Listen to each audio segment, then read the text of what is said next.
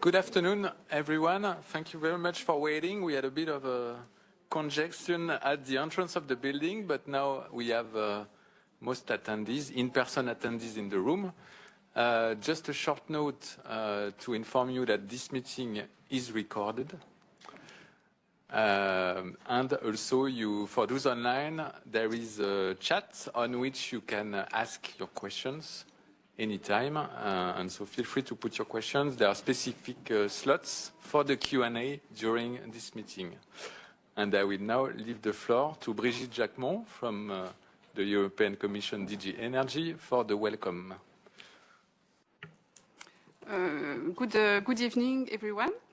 So it's really a great pleasure to be with you today. So it's the first time that we are in a hybrid meeting, so it's good to see you all, despite the little problem at the entrance. But we have also a large audience online, more than 400 people. We have a busy agenda today, so we want to have an interactive session. So we will have several Q&A sessions after each main topic of the agenda. But first, Stefan will give us an overview of the EU policy context. Then we will have a first Q&A session. Then we will look to the SRI activity of the support team with a presentation. Then I will give the floor to the 3 working groups. So the working groups 1 will update us on the testing phase. And we want to thank the friends Annabelle and Nicolas, because they are chairing with this working group 1. Then we will have information from the work on working group 2 and 3. This part will be also followed by a Q&A session. After, we will have a coffee break. And then we will come back with a presentation of the 4 live projects. Sylvain will first introduce the session to explain the clustering activity, and then you will know more about each project. The last part of the meeting will be on the SRI assessment package, and Sophie will make a presentation of this. So really happy to be with you. I wish you an excellent session. And I give the floor to Stéphane. Merci beaucoup, Brigitte.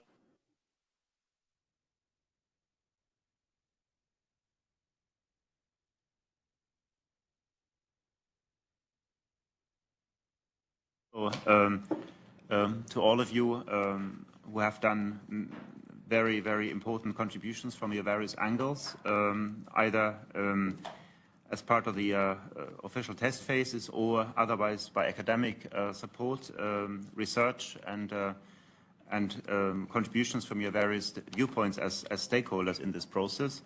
So I'm very pleased to be with you here for the 3rd meeting of the SRI platform. Fortunately, again, in a classical setting, in a real room with even a delay, as it was always normal to start a little bit later. And then, of course, also welcome to the participants online, very large number, and we are very happy about your participation. So the legal framework is something which I would like to briefly summarize. Also, the EPPD revision in 2018 provided the basis, and since then, delegated implementing acts were adopted in October 2020 and accompanied and creating the basis for very impressive work on the Smart Readiness Indicator. A particular thanks to the 6 member states who launched and volunteered to work on the SRI through official test phases. So I should name these member states: Austria, Croatia, Czechia, Denmark, Finland, and France. And of course, we are also in contact with other member states, either for them to join in the coming weeks or otherwise showing interest in this important area. This meeting here is an opportunity to be updated comprehensively on the work done by the 3 working groups of the platform. There are also 4 live projects with 42 partners in 16 countries who have a very important role to play in successfully supporting the rollout of the Smart Readiness Indicator. It is to some extent sad, but hopefully it will continue well, that the support contract comes to an end soon. This is an opportunity to really thank you for your excellent work, and very much appreciated in providing technical assistance to the Commission services, but also to all of us in this room, but also online in the member states across the stakeholders. That's been really impressive what has been achieved so far. So we are initiating a procedure now for another contract for the following important phase of bringing forward and advancing further the SRI across the EU. So in the policy context, I think two good news to share with you. You will surely be aware, at least to some extent, of what has happened. One is the Energy Efficiency Directive. So there the final trilogue was concluded. The final negotiations between the European Parliament and the Member States, the Council, still waiting for formal adoption, but in substance, the negotiations have been concluded successfully in establishing a new energy efficiency target of 11.7% for 2030, which goes above the one which the Commission proposed in the Fit for 55 proposal in July 2021. And for the first time ever, there's also a legal value, a legal strength given to the energy efficiency first principle. It's of course very important as a basis for our work on SRI, on the Smart Readiness Indicator, because there's now a clear requirement for EU countries to even more emphasize energy efficiency when designing and developing policy, planning and major investment decisions in the energy sector itself, but also in related sector from a system integration perspective. There's also a first ever EU definition for energy poverty. Energy poverty is a cross-cutting policy concern. We need to make the transition fair for everyone and address the challenges for those suffering from high energy prices, but energy poverty also more broadly, vulnerable citizens. That links very much to renovation policy, to worst performing buildings, which is a priority under the EPBD. So this is a very good and very important improvement, put a stronger emphasis, focus on alleviating energy poverty and empowering consumers. There's also an emphasis, I think, on technical assistance, technical advice through one-stop shops, financial assistance. No one can be just left on their own or on his or her own when trying to improve energy efficiency, renewable energy, and there's also a special mechanism for assistance, including actually settlements of disputes when different points of view clash or challenges arise. So very much seen together, the EPBD with the EPBD and also, of course, the Renewables Directive, which is still under final negotiations now between the European Parliament and the Council.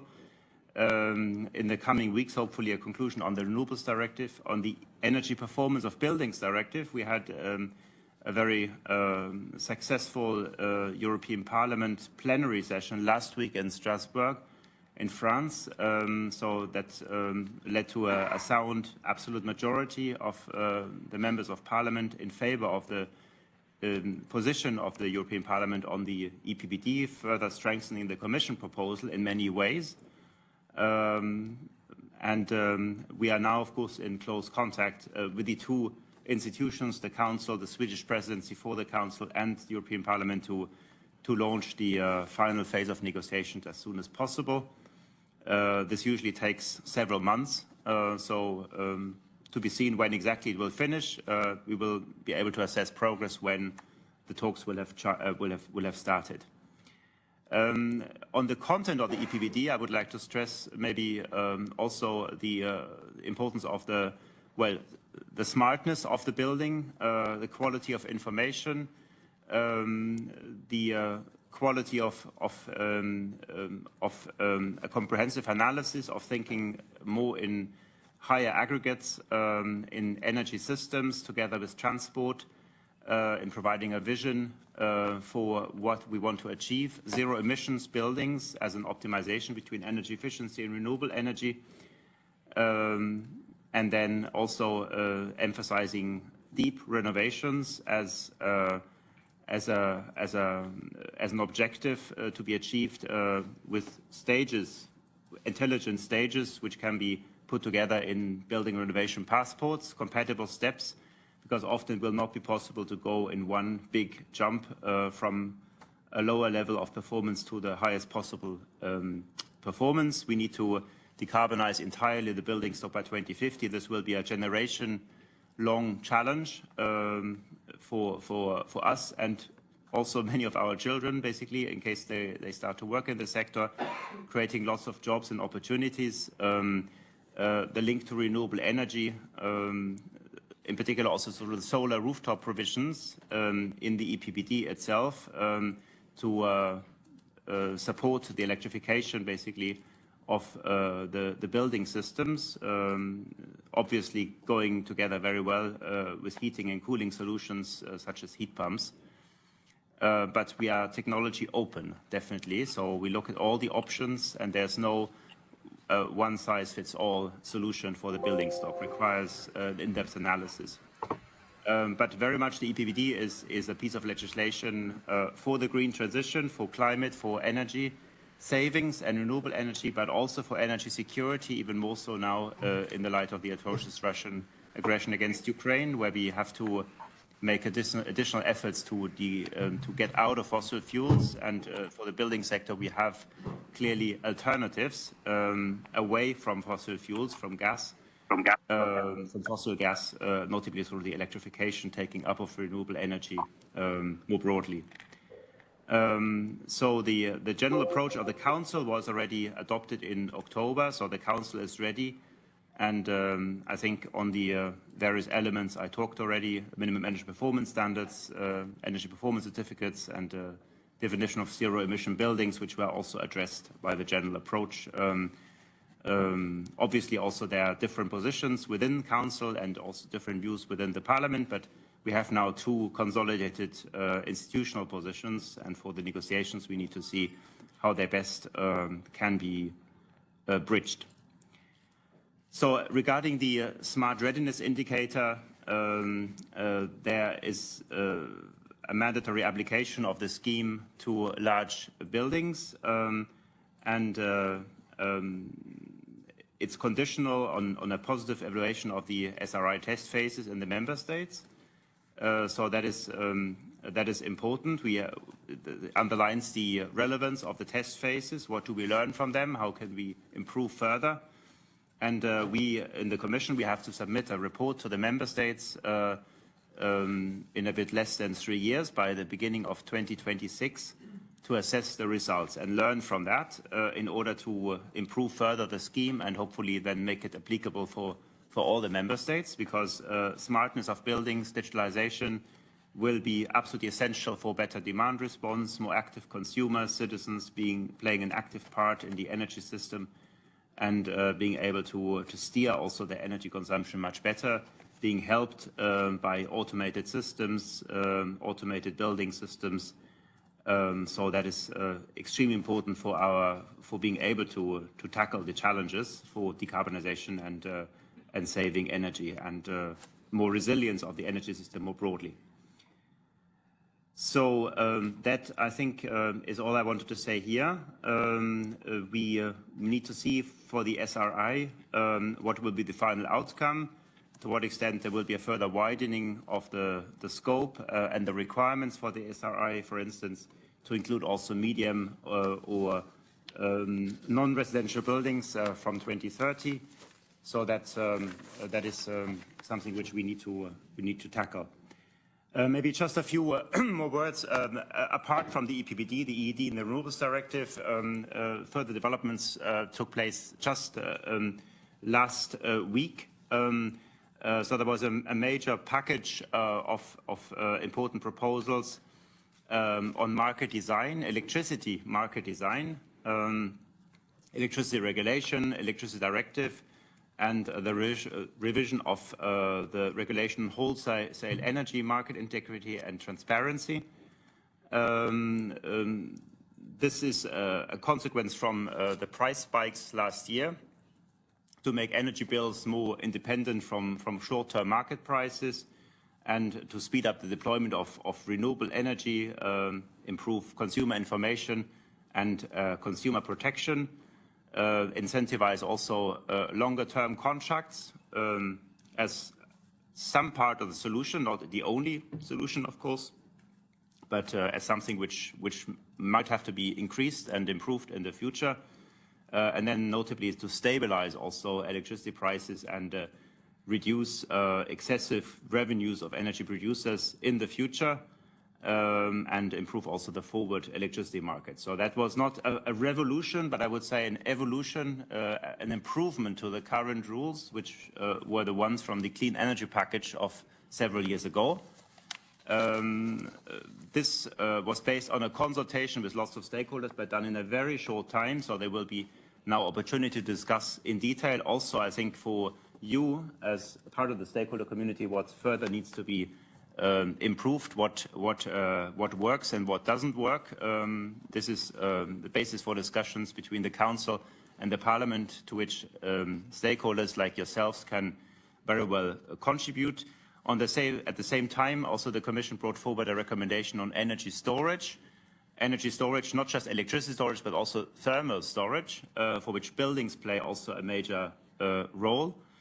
And that also is to be seen together with the further stabilization, strengthening of the functioning of the energy system. Then also last week, the Commission brought forward a communication on the European Hydrogen Bank. So it's a supportive framework for the uptake of renewable hydrogen within the EU.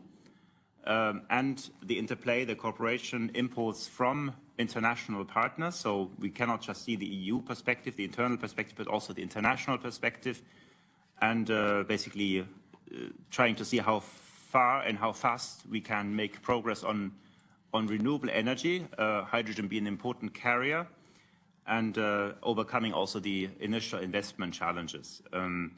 A further major proposal of last week in the broader context for you to be aware of is the Net Zero Industry Act as part of the Green Deal Industrial Plan, strengthening the supply side, the production basically of net zero technology products, the manufacturing ecosystem in the EU. So to have overall more resilience, to reduce our dependence and reduce risks for the future. Also on supply chains and making sure that we can serve at least some of the demand, some of the deployment needs in Europe with our own production located in the EU. It's of course about competitiveness, but also having a level playing field for industries. And solar panels, batteries, electrolyzers, heat pumps, wind turbines, and important components are included in that, in simplifying, in supporting better these industries, the competitiveness of these industries. Also, this proposal was prepared, of course, relatively fast in consultation with stakeholders, but now there's an opportunity to discuss with the member states, with the European Parliament, but also again with the stakeholder community. You can bring in your viewpoints, so it's not the final version. And that, I would say, would then also facilitate further consultations of what has been prepared very rapidly in view of the challenges which we are facing. So you see that our job is to accelerate the energy transition, reduce our energy dependence. The crisis is not over, even if this winter has been tackled relatively well. Through various emergency measures being taken, but also, of course, the political efforts to diversify our energy supplies, to accelerate energy efficiency, renewables. But it's not over. We have to continue this challenge and try to improve our policies, have support financially, technically, and bringing together basically the experiences from across the EU, but also from international partners, have an international dimension always included. We can learn a lot. We can also inspire. We cannot just work alone in Europe. We have to work with international partners in order to improve as quickly as we can the energy, climate, and energy security agenda more broadly. Smart buildings are an essential part of that solution, and that's why I look very much forward to our discussion now. And over to Brigitte again, and Brigitte and the team. Please go ahead. Thank you very much, Stefan, for this comprehensive overview, all the challenges, and also for this good news with regards to the policy landscape. We have in the agenda a small slot for questions already. I don't see questions for those who are online. Is there a question already in the room? Not yet. So then, thank you very much again, Stefan. We will have other opportunities for questions, and it's good because we can catch up a bit the initial delay. I will give the floor to Birgit from the SRI support team from Vito, and she's going to provide an overview of the activities which were implemented by the support team. Thank you, Regis. Also from my side, welcome to all, and thank you for joining this third plenary session. As mentioned, I will run through the activities performed by the support team. And as mentioned, the SRI, it was included in the 2018 EPPD recast. It included SRI to raise awareness to owners and occupants on the potential of smart building technologies. 2 prior technical support studies have been conducted before this service contract, and the first one focused more on the scope and characteristics, where the second one was on the definition and the calculation methodology, with also some options for the implementation and potential impact on the EU level. This third study, it's a support study for 2 years for the European Commission, and the main aim is to provide technical support to the European Commission services and to the member states in the first test phases for the implementation of the SRI. The contract is led by a consortium from Vito, from Weight Strategic Efficiency Enterprise, and from R2M, with support of LIST. It started in May 2021, and it will end of next month. There are 5 tasks in the support contract. The first one is ongoing support for the testing and implementation of the SRI. Many very practical things have happened there, which I will show you shortly. The second one is the support for the establishment and operation of an SRI platform, of which this plenary session is a part, as we have there the working groups that will also present later on. Third task is on technical assistance for the preparation of EU guidance to the implementation of the SRI. And the fourth one is on investigation of additional EU support, and there we could also use your help today, which will be explained later on. The fifth task is on dissemination, where hopefully you have seen our newsletters passing by, followed us on social media. If not, feel free to subscribe for the newsletter or check the social media. We have also been present in many events, but normally you should be aware of it, otherwise likely you wouldn't have been here. So what have we done to support you? First of all, a website was developed. It's on the Europa domain. It's available in 3 languages, English, French, and German. And we had over 10,000 visitors already. Secondly, a help desk was set up and also managed, also available in 3 languages to provide the best possible support. And over 700 questions have been received and luckily also answered. The third thing to mention there is that we provided some training sessions and webinars. 3 of them were in English, but also French, Italian, and Spanish were covered. And then there is also the SRI calculations sheet, so the assessment package, which can be accessed upon request through the website. It's the calculations sheet with some guidance to help you use it. And then, as mentioned, we have our newsletters 12 of those have been sent out already, and there are over 1,200 unique subscribers. Then we have some very practical outcomes that are available on the website and that have been developed in this contract. The one currently on the slide is the introductory brochure. It's a 2-pager, very easy to grasp all the information relevant of the SRI with links to more information if needed. Then the next thing are our fact sheets for the technical domain, and those dive deeper, they provide a deeper understanding of the functioning of the SRI for the technical domains. There are 9 technical domains assessed in the SRI calculation methodology, and for heating and cooling, lighting, ventilation, the dynamic building envelope, and also electrical vehicle charging. Fact sheets have been provided to give some more explanation on how SRI is related to these domains. Also there, these are not lengthy documents, 3-pagers, easy to grasp, so it's a fast track to get all information. Then the next thing we are currently working on, the first case study has already been launched. Shortly, new ones will be provided as well. The aim with these case studies is to provide a sort of benchmarking or at least some examples of buildings with an SRI calculation already performed. So it's easier to check your own SRI calculation, like how is this score relating to this building? Is it good, or what are the attention points? Because a score gives some information, but it's always useful to have some practical examples as well.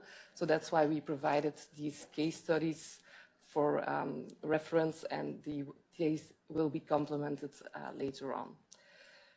Then, as mentioned, our web pages, it's basically the one-stop shop for all SRI-related information. The link is on the slide, but also if you just Google Smart Readiness Indicator, it's on top of the list.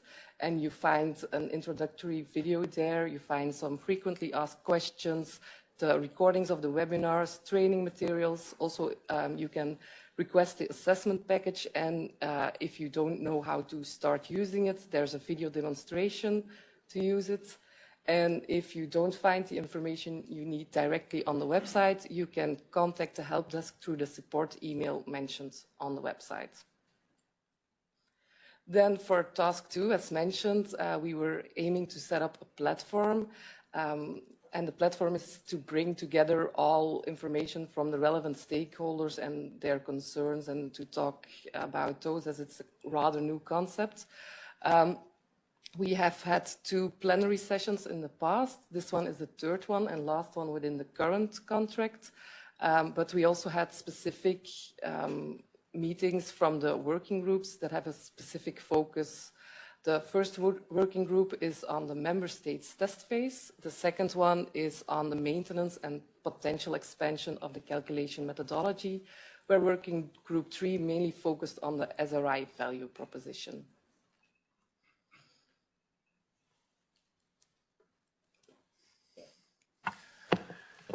Thank you, Birgit, and I'll just very briefly introduce this last slide in this little piece.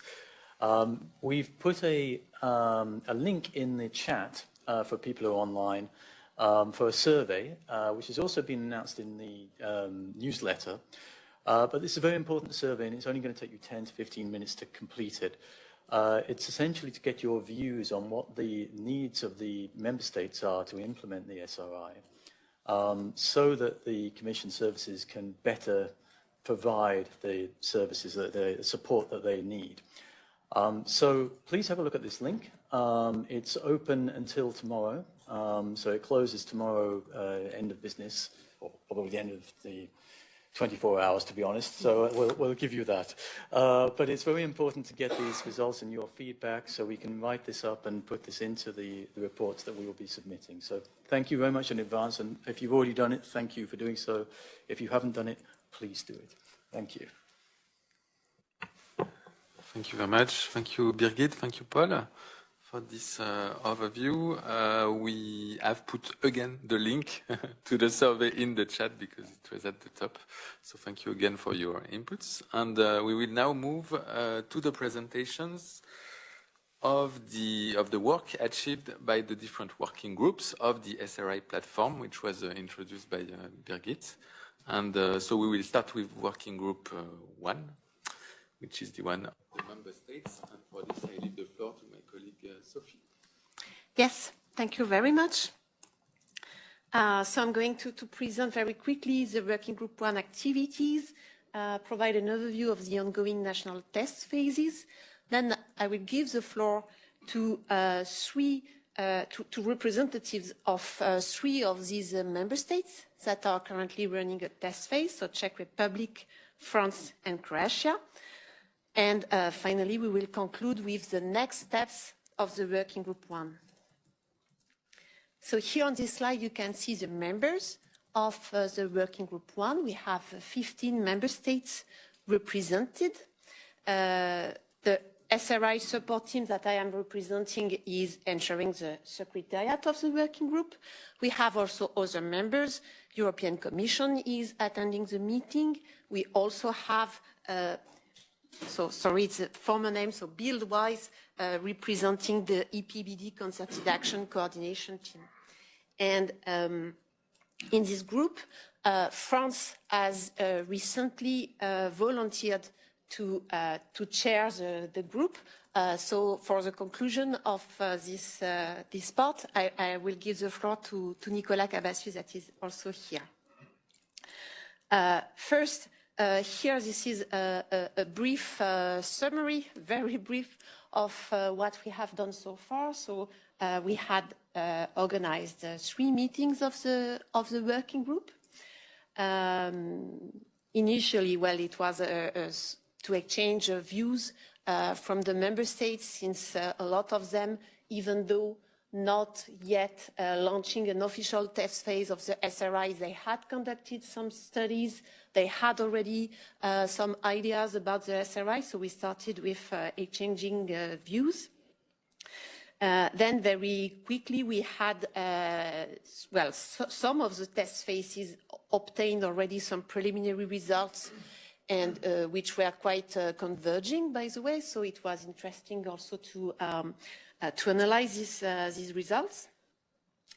More recently, we had at the last meeting, the latest meeting that we had in January, it was quite clear from the member states that there was a need to identify exemplary buildings in order to facilitate the communication with building owners. So for those that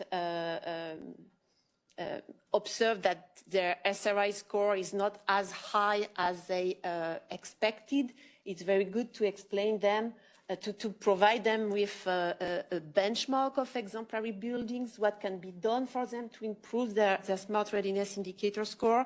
And that's why we have started developing the case studies mentioned by Birgit previously. And there's also a need to work on the recommendations. Once an SRI assessment is conducted, of course, people want to know, but what should I do now to improve the smart readiness of my building? So this is something identified by the member states. Regarding the test phases that have been launched, so it started in October 2021. A first call for expressions of interest was shared by the European Commission to all member states. And at this point, 4 countries volunteered, so Austria, Czech Republic, Denmark, and France. Then a second round of the call for expressions of interest was distributed in June 2022. And then 2 other countries volunteered, Croatia and Finland. And more recently, after the launch of the 4 live projects that are going also to be presented today, so Easy SRI, Smart Square, SRI Enact, and SRI to Market, 1 other country volunteered, so Spain, to launch a test phase that's going to be supported by the SRI to Market project. And, well, we expect more, and we hope that these live projects are going to stimulate member states to launch official test phases of the SRI. well, here you can see the coverage of the 4 live projects. So you can see that a lot of member states are covered. So it's easier for those member states to launch a test phase because they know that they can rely on these projects to support the work in the test phase. So here you can see on this slide so now 6 plus 1, let's say, test phases that have been launched or nearly to be launched in the case of Spain. So it started with Denmark, Austria, and Czech Republic. For those test phases, it was decided by the member states that the technical partners that are working hand in hand with the national authorities would conduct by themselves the assessments of a certain number of buildings. So here for these 3 test phases, we already have some preliminary results, and even for Denmark, the test phase has been completed and we have the final results. Then France and Finland are working in a different manner because they have decided to recruit external assessors in order to conduct the SRI assessment as if the SRI was implemented at large scale. So relying on accredited assessors that are recruited, trained, etc. So in this case, the process is longer because there is this recruitment, training of assessors to be organized. France has just obtained some preliminary results already for some assessments that have been conducted, and it will be presented a bit later. And finally, 2 countries, so Croatia and Spain, have decided to conduct a test phase with the support of 1 or several live projects. And here one may expect in the future, in the near future, to have more countries here in this line, in this table. We hope that the live projects will stimulate the member states in launching test phases. So now I'm going to give the floor to other speakers. So we are going to start with Czech Republic. We have Karel Kabede from the Czech Technical University that is online. And Karel, I give you the floor to present some results of the test phase in your country. Thank you very much, and I'm very pleased to see you all in this fantastic room. And unfortunately, I'm in my office due to my university duties. I was not able to travel today. So I would like to share with you briefly some, let's say, ongoing results of testing phase in Czech Republic as we do it. At the beginning, I would like to notice that we are doing it within our academic profile and within our academic activities. And we focused mainly to find or to try to implement SRI to the buildings which are in the scope of our environmental audit. So please, next slide. So the first testing object which I would like to present here is the refurbished primary school in the North Bohemia. As you see on the picture, it's an old building, but it was completely refurbished recently in the last 2 years. And the refurbishment was, of course, energy. That means there are new windows, there is a new mechanical systems, there is a boiler plant, everything is completely new. And what was added here, based on many discussions before, as we had a lot of projects related to the schools. So here's the mechanical ventilation for each classroom. In this building was tested or were tested different types of the mechanical ventilation system. I will not go into the depth of the details of the technical details, but in final, each classroom here has a own controlled mechanical system for ventilation connected to this central boiler plant, and each room is controlled by temperature by the thermostatic valves. So control of the system is based on the central interface. So it's not possible to do it by the teachers in the classroom individually. I think we lost a slide now, it's okay. It's not possible to do it individually by those teachers, but it is done by one person who is responsible for operation of the building. So to first step, and it is the same as we do in the second place, was the implementation of the Hayek technology, Hayek methodology. That means to gather information about the building. Result of this building was relatively poor. I must say that 24% was a big surprise for all of us, also for the director of the school, and so. So we were trying to find the main points where it's possible to improve it.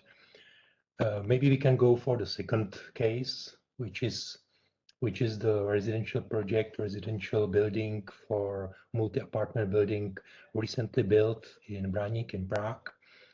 And again, this is the new, completely new building designed in the passive standard, equipped with the latest technology. So as you can see, the all apartments on the right side on the picture, the drawing is the visible mechanical ventilation.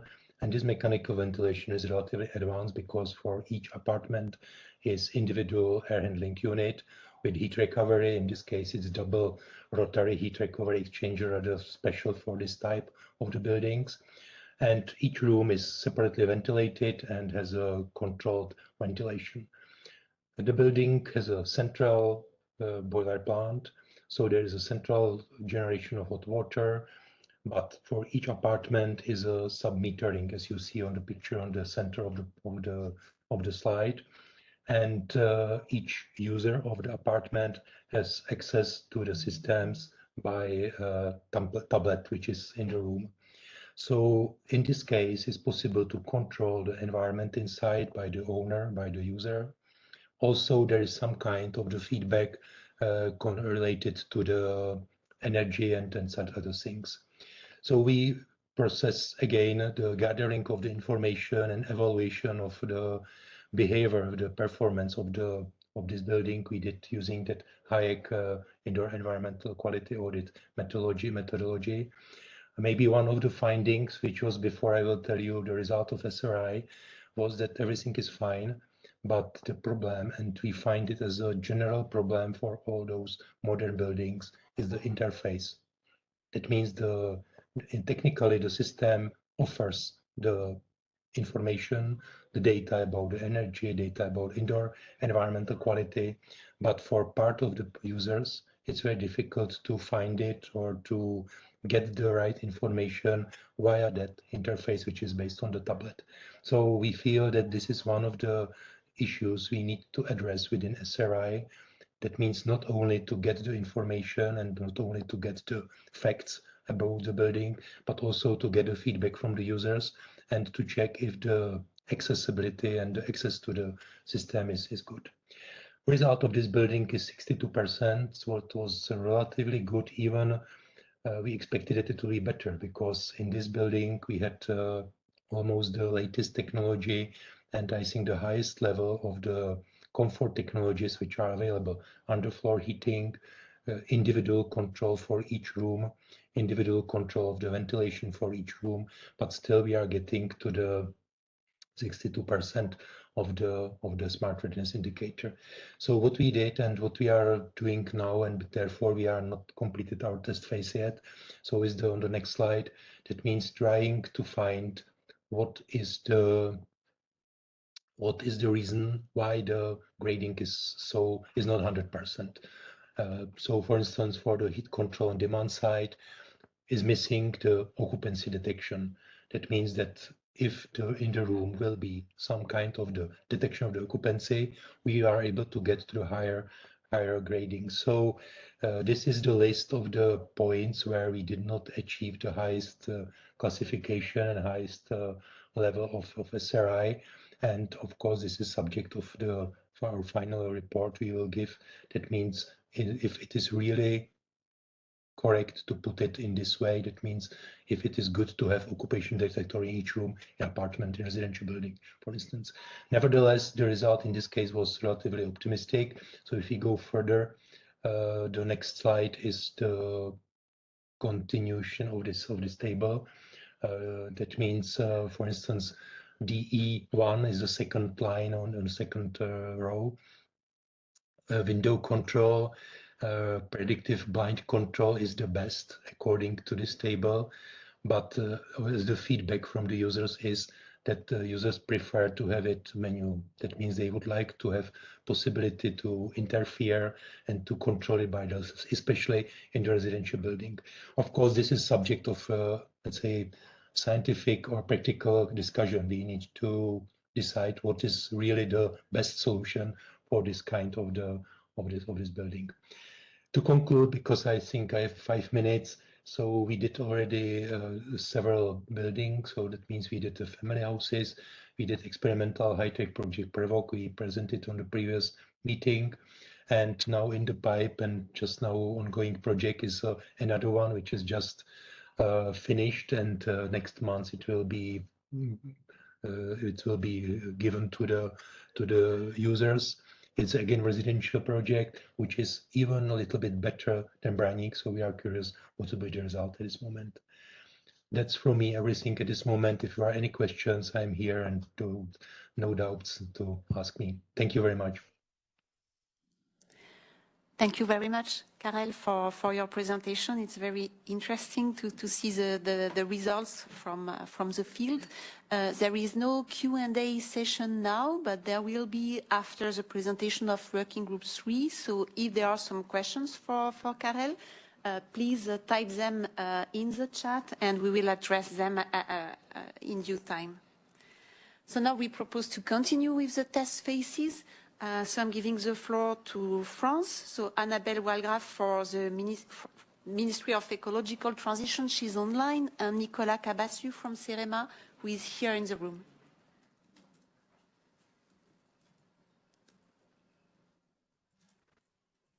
Who's first? Hello, everybody. Good afternoon. I'm pleased to join you today. I'm Annabelle Walgraf from the Ministry for Housing in the Ministry of Transition, Ecological Transition. I will first introduce our subject by just a brief reminding of the basis of our test phase.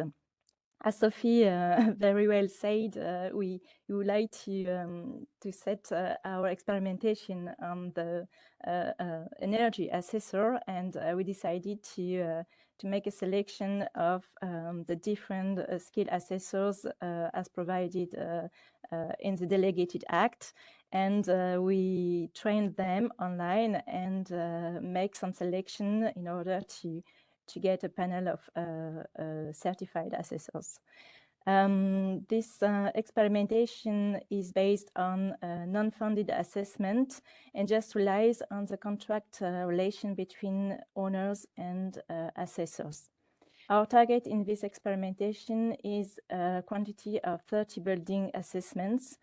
And we give as the limit, the time limit of at the end of June this year, in order to make a feedback to the Commission at the end of 2023.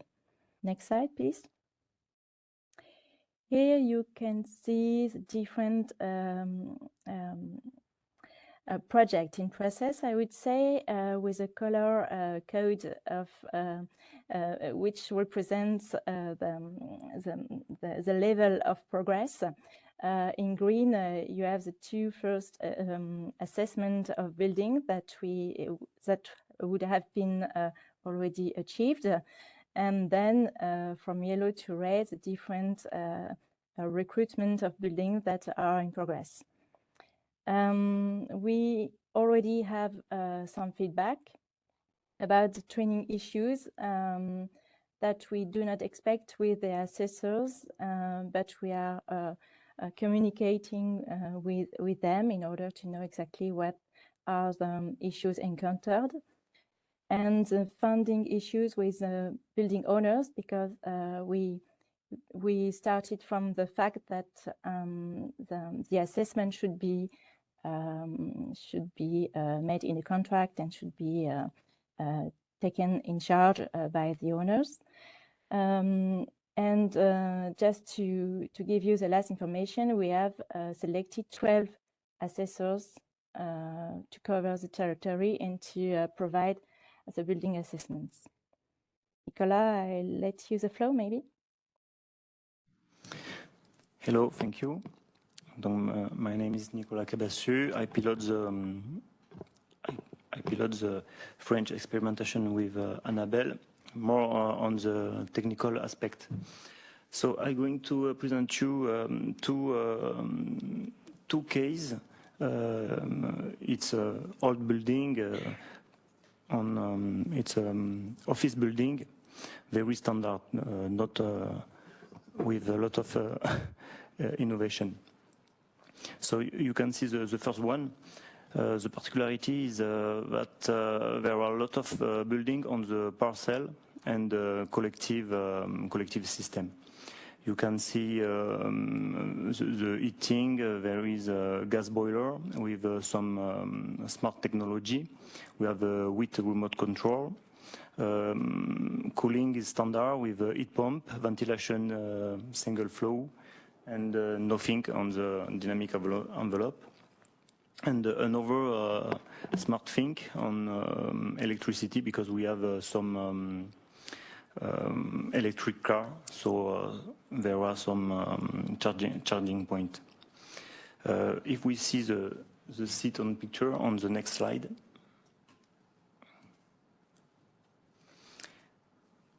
You can see the building very standard. It's an office, a big office, but the site is pleasant, but the building is quite old. So if you focus on the score SRI now, on the next slide, please.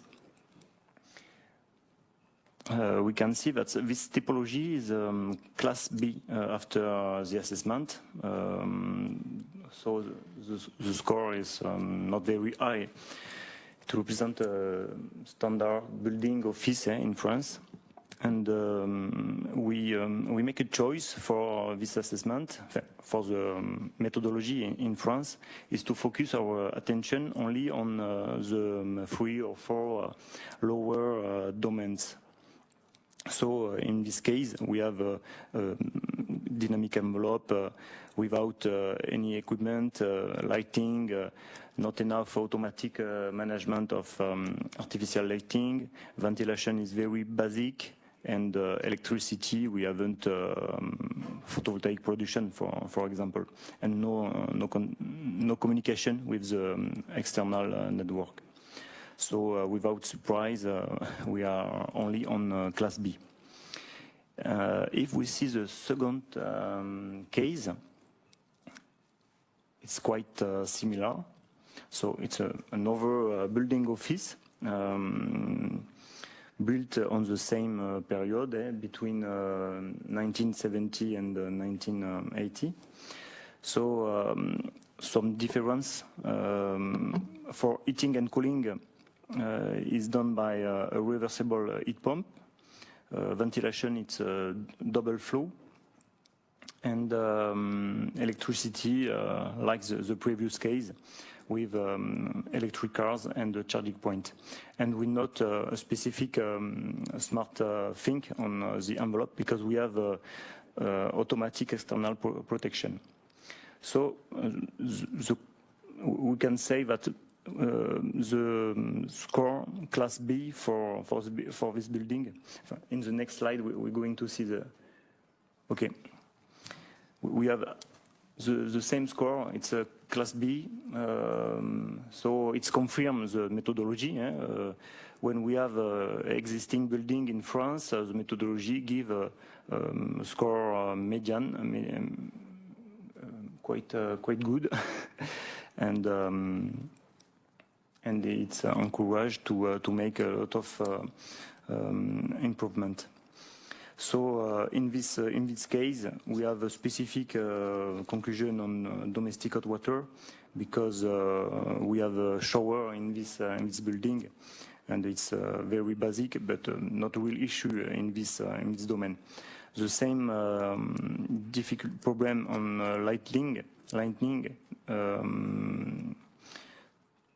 not enough automatic management of artificial lighting, and electricity.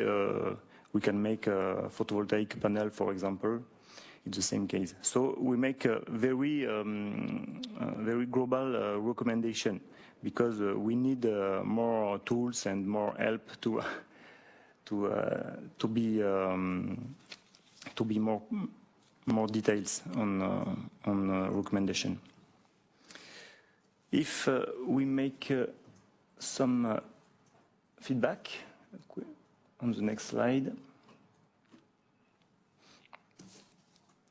So in conclusion, what we can say, it's like said Annabelle, we have some difficulty on contracting the evaluation. So there are kind of fear of assessor because they don't know if the price is a good price. They don't know if they are going to spend too much time for the assessment. So needs of more training, and I think more coaching maybe. Then we have an evaluation, another point more practical. It's to make the assessment accompanied with flow manager. It's a need, of course, for access to the technical room, and it's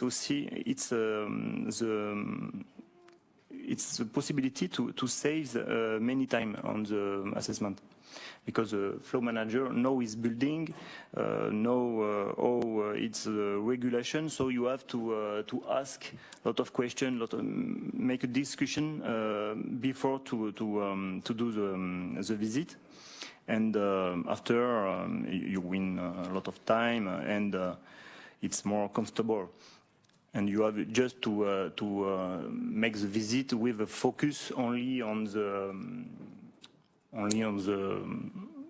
domains where you have some doubt. You have to the assessor have to have in mind the methodology, of course, because for have a very fluent discussion, you need to know all the domain, have an idea of the different services you have to assess. So after several assessments, I think it will be the good methodology. Then we have another feedback about the services and the difficulty to understand them. It's not news, but France confirmed this point. So some services are very difficult to understand. I can take just an example with the domain monitoring and control. So we have some services difficult, and more than the services, the difference between the levels. For example, if I just say something, the difference between schedule preemption and reactivation, and the preemption and the schedule reactivation, the difference is very thin, and it make difficulty to assess sometimes. And the last one, it's a difficulty to make a recommendation. I say it in the previous slide. The France makes the choice to describe the most common technology for the free domain with the lower scores, but owners ask more and more, of course. Okay, so thank you for. Thank you very much. We are going to move to the next test phase, and finally, since there are already some questions related to the test phases, after the end of this presentation, the end of Working Group 1 presentation, we will launch a brief Q&A session. Okay, so the floor is to Croatia. Diana Horvat, are you here online? Yes, hello to everybody. I'm here online. Do you hear me? Yes, thank you. The floor is yours. Yes, thank you very much. Nice to be here with you today. Unfortunately, online. Can you give me the first slide, please? Thank you very much. So Croatia will perform its testing of SRI methodology through two live projects, SRI2 Market and SRI Enact. Both of projects are implemented by institutions from Croatia that are closely cooperating with our ministry, the Ministry of Physical Planning, Construction and State Assets, which is responsible for implementation of EPBD in Croatia. These two institutions are Energy Institute Hrvoje Požar and the Regional Energy Agency of Northwestern Croatia. The ministry will closely monitor the implementation of these projects and will use their results and recommendations as a basis for decisions-making process on the new policies related to SRI. Both projects started in December of 2022 and both have similar activities. The most important are development of tools for SRI calculation, testing of methodology, and large number of buildings and education of professionals, persons authorized of perform energy certification of buildings in Croatia. So we are now in the starting phase, and during 2023, according to timelines of the project, the tool for SRI calculation will be prepared. Please, next slide.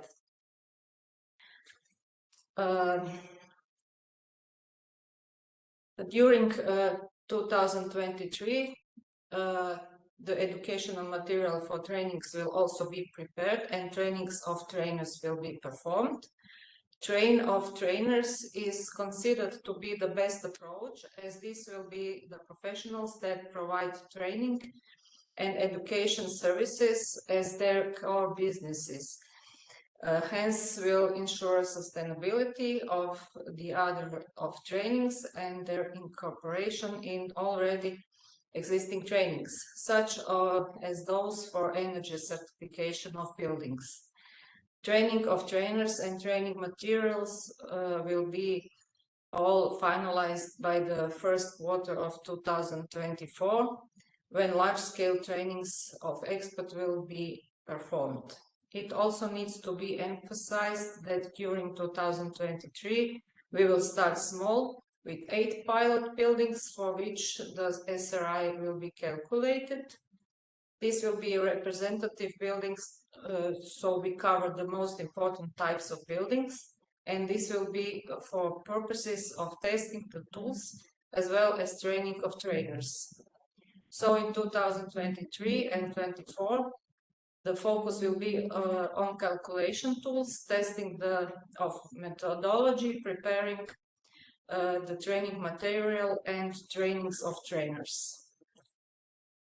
So the large-scale rollout of the SRI calculation will also start in 2024. We plan to have 225 trainers educated, 200 through SRI2 Market and 25 through SRI Enact, and 450 buildings assessed by the end of 2025. Among these buildings, the public buildings will be dominated due to the fact that focus of SRI Enact project is on public buildings. But the SRI2 Market will have balanced portfolio of buildings to best represent the building stock in Croatia. And based on these activities, the final recommendation on SRI methodology, calculation and integration in national policy will be given. The ministry will closely monitor the implementation of this project so that timely decision based on these results may be made and implemented. And that's all. Thank you very much. Thank you very much, Diana, and now I leave the floor to Nicolas to conclude. Thank you, Sophie. And thank you, Brigitte, too, to give this new role of co-chair with Annabelle Valgraff of the Working Group 1. It's a pleasure for me. And thank you for this slide.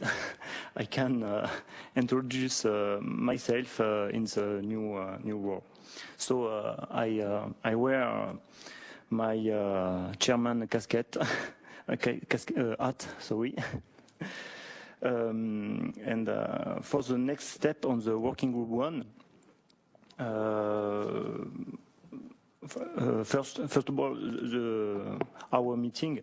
The next meeting is on the 5 April. We have around 3 or 4 meetings by year, and we want to discuss about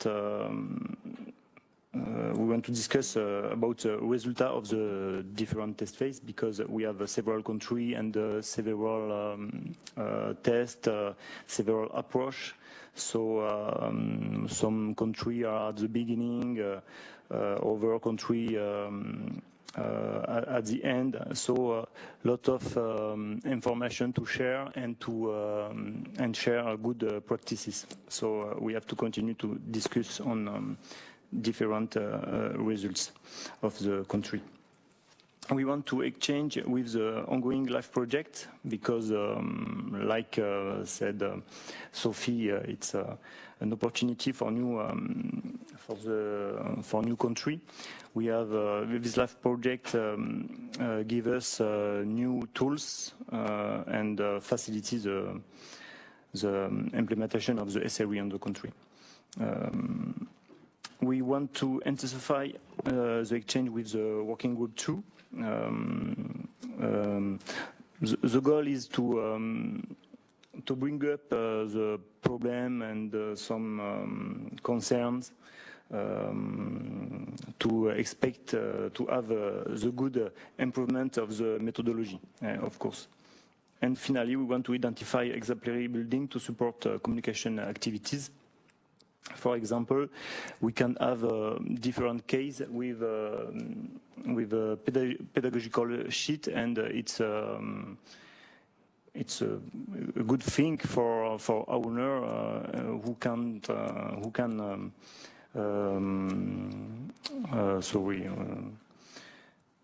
they can take the good practice of this pedagogical sheet, and the more we have a case, the more the owner can identify his building like the similar than the pedagogical sheet. So it's a must to identify exemplary building and in number.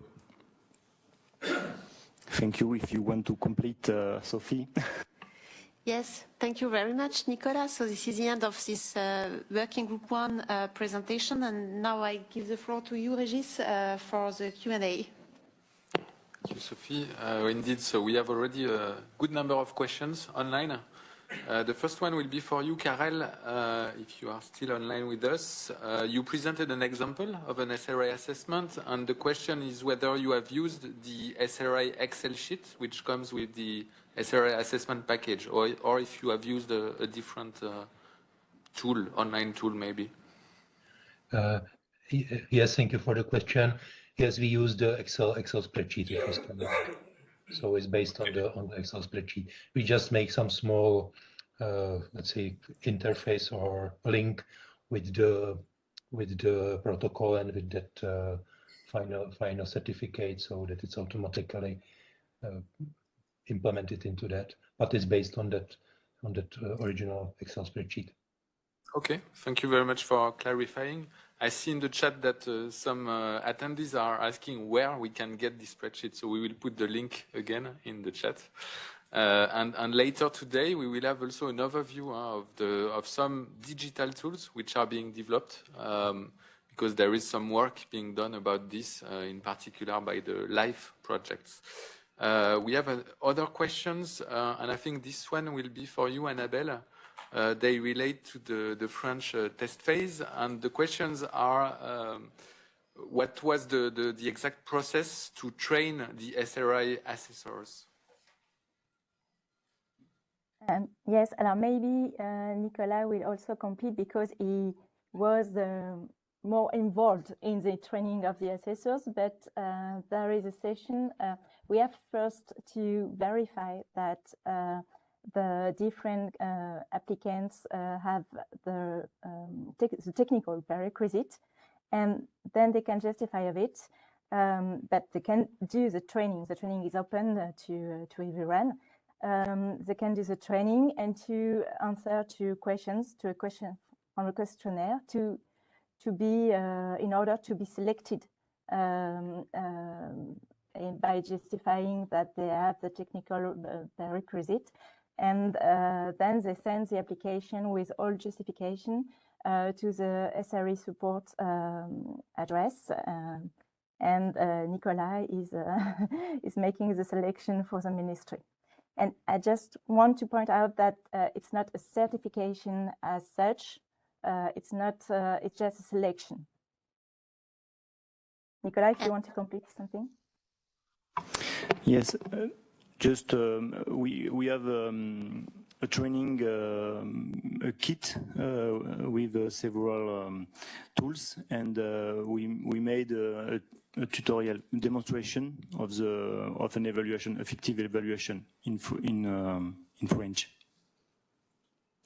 more than the tools. And we use, of course, the Excel sheet for the assessment, and we can practice. I think assessor or applicant can use test the tools because he is online. We can download it. Sorry. And if I just may say a word, because in this process, we as the support team, we have provided support to France in order to design a questionnaire to evaluate the capability of the assessors. And we are, of course, very happy to put this questionnaire that is in French, but okay, we can translate it very easily. And we are very happy to make it at the disposal also of other member states if they are interested. Thank you very much. We will put the links again in the chat. Nicolas, I think this one is also for you, or maybe Annabelle.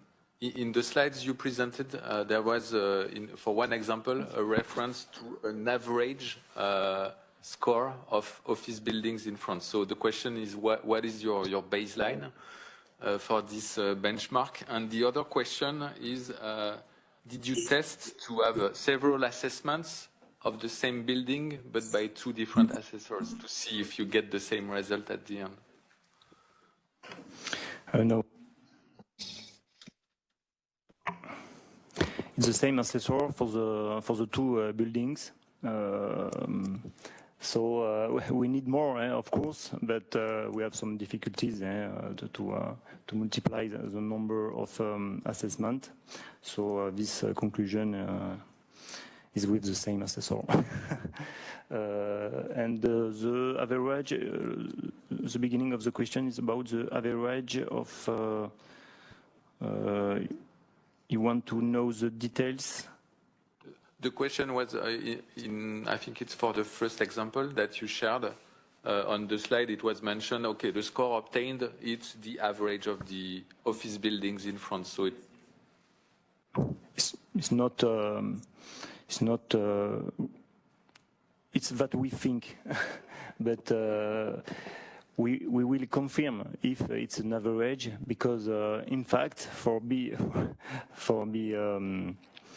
clear, we have only these two buildings and other buildings on the first phase in when we test the SRI in house in 2099. So we have other case.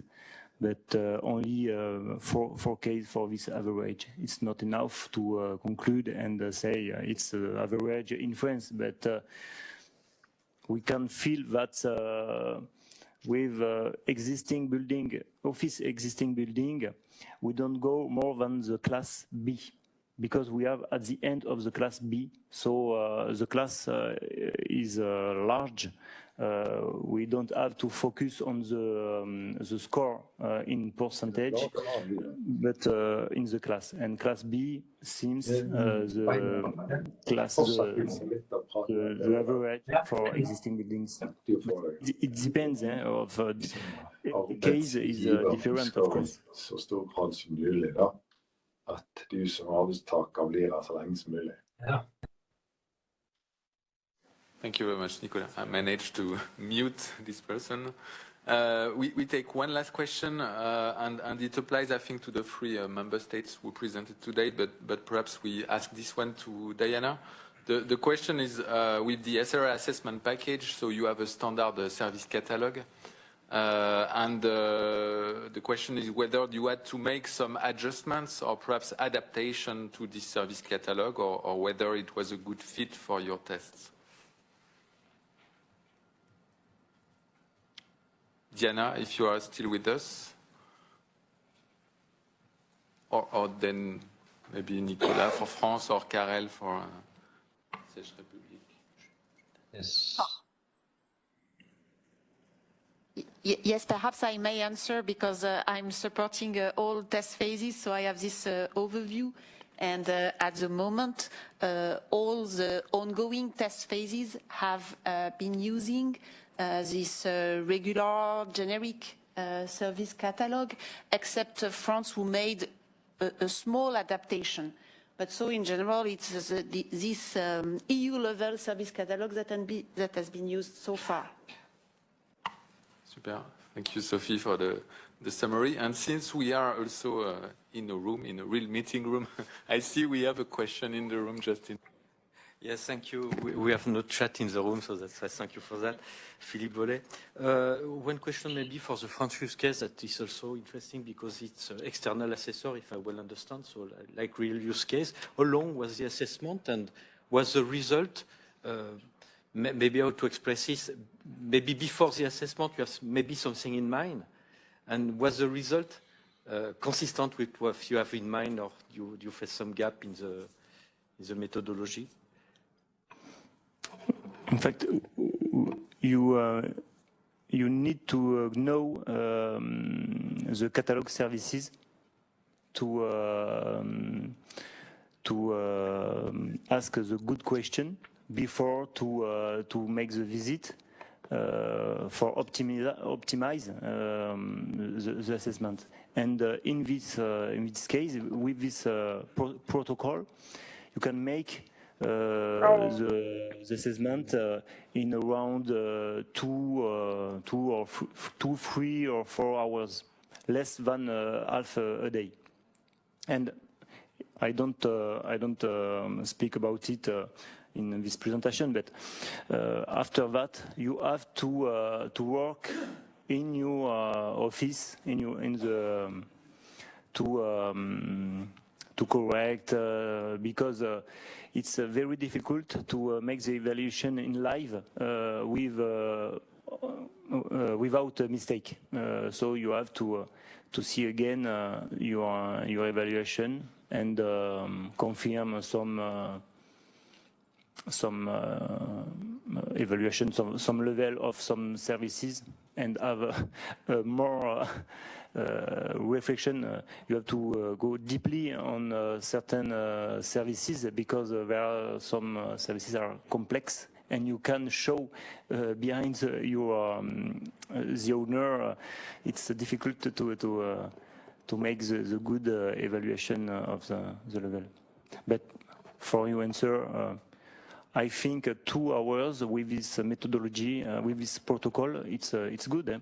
And after you take 1 hour more in the afternoon or another day to finalize your assessment. And you can, I recommend to conserve the contact, to ask another question if you forget a point, and usually the owner is very cooperative. Thank you very much, Nicolas. We need to move on. There are many other questions online and in the room, but we will have other opportunities. We will move to the working group 2 of the SRI platform, and that will be presented by Bonnie Brook from Siemens. Okay, good afternoon, everyone. So I do represent Smart Industry Association, which is the demand-side flexibility association in Europe. And yes, I do work for Siemens.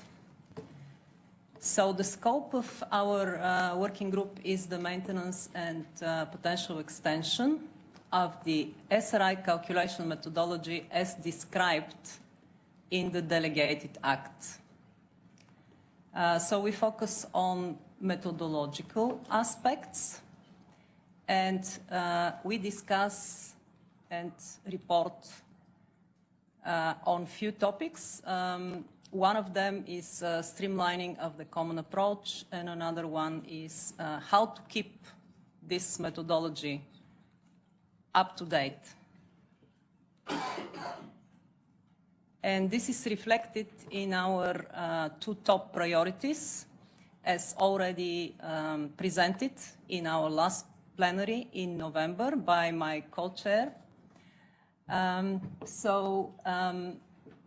We also had another additional priority, which actually came through questions from Working Group 1, and it was related to the scoring of the SRI, whether these scores are low, whether they're consistent with the expectations. I think we already had this topic. So we would like to know about a bit more about this, and in discussion with Working Group 1 to see how we can conclude on certain aspects and then feed it back in the common approach. But this would be taken into consideration. Next one, please. So this is our plan of activities after the November plenary. And then at that time we assumed that our working group will finish by the end of April. So that's why the time span is between November and end of April. We had 5 virtual meetings and 1 in-person meeting in Brussels. Perhaps the next one. So the priority 1 and priority 2 that were shown on the second slide. Priority 1 is the streamlining of a common European approach. So we are really focusing on the change management process and the methodological aspects of the common methodology. So we all want in Europe to have our European building stock by 2050 at net zero emissions, decarbonized, fully decarbonized, and we believe that the SRI has a very important role in this, and especially when we take care of the improvement measures, and we... Sorry about that. Sorry. Yeah, it's okay. It's all right. We're just humans. So, sorry for this interruption. So the improvement measures would be crucial actually for this transformation. And it will be beneficial for all the stakeholders to actually have a common reference, if you want, which pays attention and considers local adaptations as well.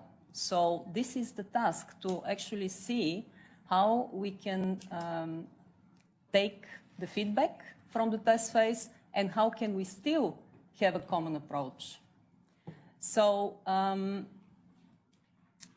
in order to actually monitor and compare the transformation from one year to the next in Europe, it would be good to have a common approach. It would be also good to have it when we have efficient exchange of best practices among the member states and also the different stakeholders. And actually, it would be more efficient use of our human and IT resources in Europe. So it would be an advantage for a single market to have assessors, for example, or tools that are used widely and are developed once rather than 27 times. So the various adaptations to the methodology are possible, and we absolutely understand that. What we're trying to do is perhaps to propose a way how to keep the different adaptations, let's say, in the same common approach. So this is what so far we have discussed and deepened in our working group. Next slide, please. So the next one is the change management process, and this is an easy one because actually it is more technical in a way. We have a working group of experts, and we have made a lot of progress actually between November and today. We have a draft document which describes the different process steps, roles, and proposes tools how to submit change requests, how to evaluate them, and how to manage them and communicate them. And here is perhaps the link to Working Group 3 with the communication. So anyhow, we have exchanged left and right with the other working groups, which would accelerate actually our work. What you can see here is we have defined the scope for now of this change management process, and also we have considered the different elements based on the core and adaptable elements that are in the delegated act. So we're still working on that. Once we have a draft that is ripe enough to actually discuss with the other stakeholders, we will do this. Next slide, please. Okay, this is the second biggest achievement in this time period, November-March, and it is actually establishing this collaboration. So we really started exchanging with the other working groups, and in our face-to-face meeting in February, here in Brussels, we actually had representatives from the European Commission. So Brigitte Jacquemont was with us, as well as from CINEA, Sylvain Robert. We also had representatives from the LIFE project groups, so all the 4 projects, very briefly, but still it was really good to see the faces and to hear from them about the scope, objectives, and timeline. So now that we know each other, we will identify this as necessary in the future. We had 2 main takeaways from this face-to-face workshop. One was that we really need to focus on these adaptable and non-adaptable aspects in a way. You'll see it in the next slides. It is more about legal and, sorry, no, stay there, thank you. Between the legal and technical SRI framework, because certain things could be changed and could be more easy change, actually, easier changed than others that are legal aspects, which of course need different approach. And then we also learned that our working group can continue working beyond the end of April and continue supporting the SRI platform. And as we are volunteers, we can work as much as we want. So this is, I think we are interested in that, and we will continue doing it. With Working Group 3, we had one of the chairs, a co-chair in our face-to-face meeting. We also circulated their questionnaire.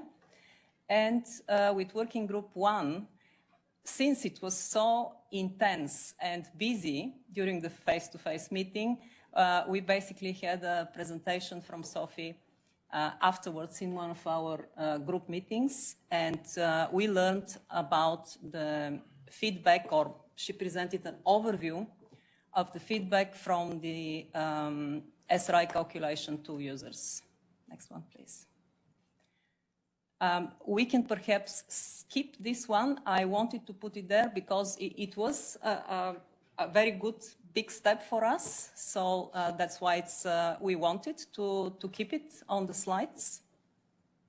And this one is also a big one for us because as you can see in this pie chart, 80% of the assessments have been using the default common methodology. However, for our group, it is very interesting actually to find out what's behind the other two slices. So we have adapted methodology. So what was adapted there is one thing. And how are these two methodologies actually used in the both slice? So this is something we are curious about, and I'm sure we'll find out. Next one, please. So our next activities, I have already prompted that. We would like to clarify, make it very clear for everyone, the legal versus the technical framework in the methodology, because they need different approach. Then we'll continue working on our change management process document. And we will analyze concrete examples. It is very, very nice to hear and see. We already have a wealth, actually, of cases. 2 weeks ago, perhaps we almost didn't know anything about what's happening in the field in terms of seeing specific results from a project. So we get questions, but we didn't know the facts. So Nicola, thank you very much. You and everyone else that shared from the Czech Republic and from Croatia. This is really, really nice to share and to see and to discuss together how we could address, for example, some concerns, let's say, or some difficulties, how to overcome the difficulties we have in order to make the SRI really usable. So we also would like to understand the needed level of flexibility. Why was it chosen to do that? And we'll try to have some ideas how to translate back. If we have local adaptations, how do we translate that to the common methodology? So that would be a nice little game for us. And all this in exchange with the other working groups, of course, the live projects, as well as with the wonderful SRI support team that actually, thanks to them, we got in touch with the other working groups and projects, and everything was organized. So thank you very much. And of course, the European Commission, CINEA.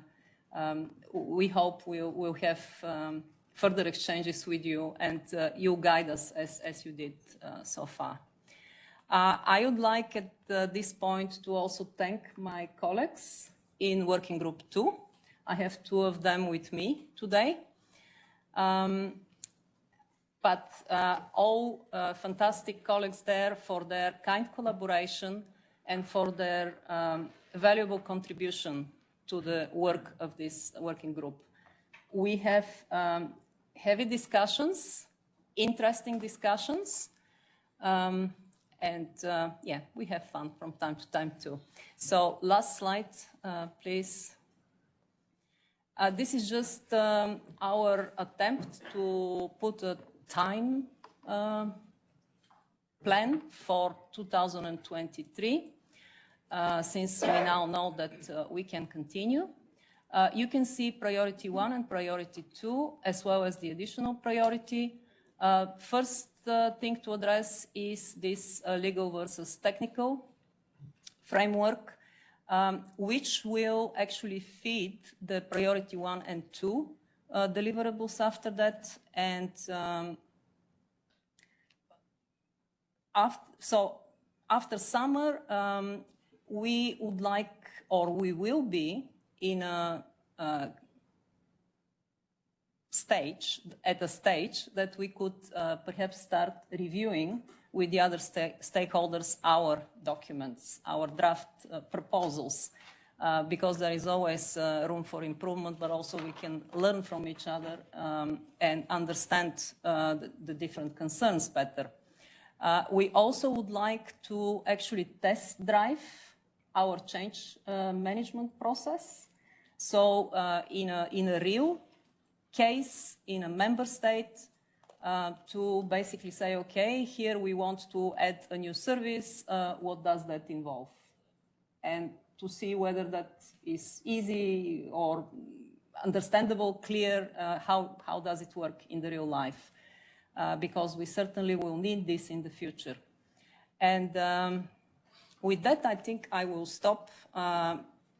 The last box is in light blue because we think that this will float to the 2024, but we would like to have some guidelines on a common European approach in 2024. Thank you very much, everyone.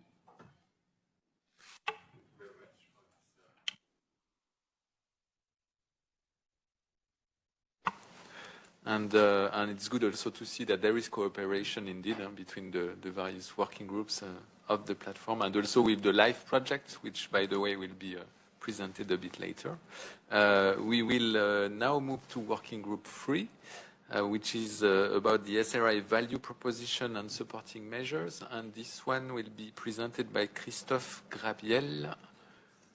Christophe is there, perfect. Just to thank you, and I have to leave now. Very interesting, and many, many thanks again for all the intensive work, Brigitte, and all of you. Thank you very much. Just wanted to say goodbye and all the best.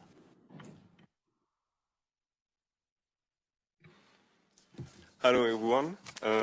So I'm Christophe Grabiel. I'm co-chair of the working group 3 with Andrei, just here. So I will present you just a few slides of what we have done today on this working group 3. And as Paul explained, so Paul Wade, as he explained at the beginning of this presentation, we will focus on the value proposition and the high-level guidance and recommendation. So the agenda for today is to come through the process and the outcome of the working group 3, then objectives and results, Then the value creation, just one slide just to explain the value creation of this working group 3, and then the next steps for the next 4 months. So the first slide here, it's the process, the general process of the working group 3. It's just a reminder. I think we present that on the last plenary session. What is important to say is that the working group members, the working group 3 members, appreciate that there is an existing legal framework of the SRI. So we will add our recommendations and a high-level guidance issuing from our experience. It's what you see here, it's just an optional, it's an optical and optional scheme. What we will do exactly on this working group 3, it's really to have an overview and a high-level recommendation and high-level guidance for the SRI process. The aim of the working group 3 members is to support, to go going forward together as opposed to fast alone approach, meaning the close collaboration with working group 1 and working group 3 on the SRI platform. And it's really important to take into account also the live SRI cluster in our approach and our guidance. Next slide. So that's our objectives. In an early stage, the working group 3 has developed a comprehensive matrix of all the SRI interaction. So what does it mean exactly? We are implementing a matrix which has the interaction between building types, between functionalities, actors or users, and value proposition, for example. That will be one of the points to go to the high-level guidance. The second point is we have created a platform that was shared with the working group 2, if I'm correct. And this platform, this survey, in fact, will give us the high-level, how can I say that? The high-level points for the guidance and the recommendations. I will show you in the next slides just some example of this survey.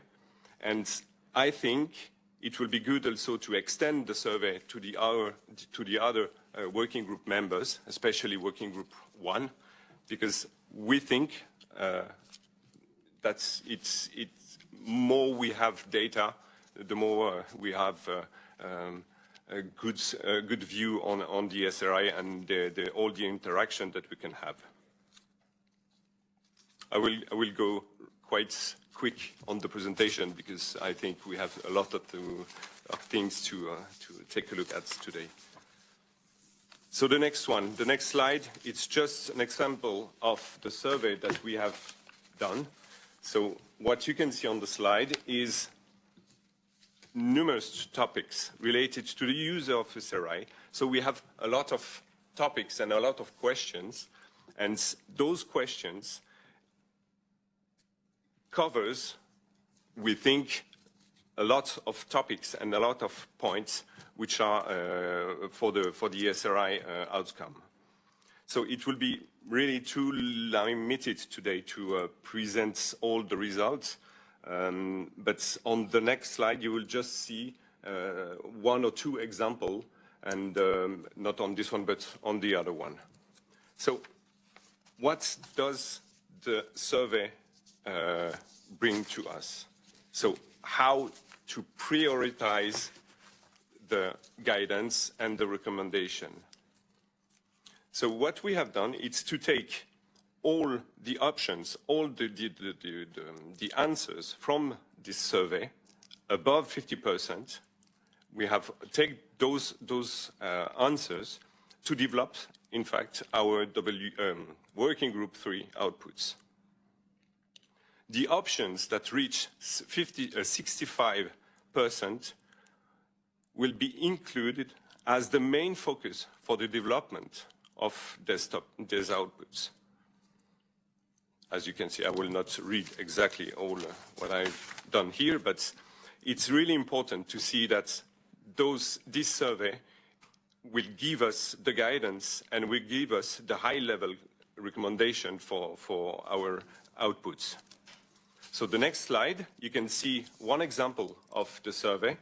So you can see that we have, just to explain how it works, we have several questions and with several answers to those questions. And the most relevant points will be taken for our recommendations. So for example, the first question was, which stakeholders are most relevant for the communication of the SRI results?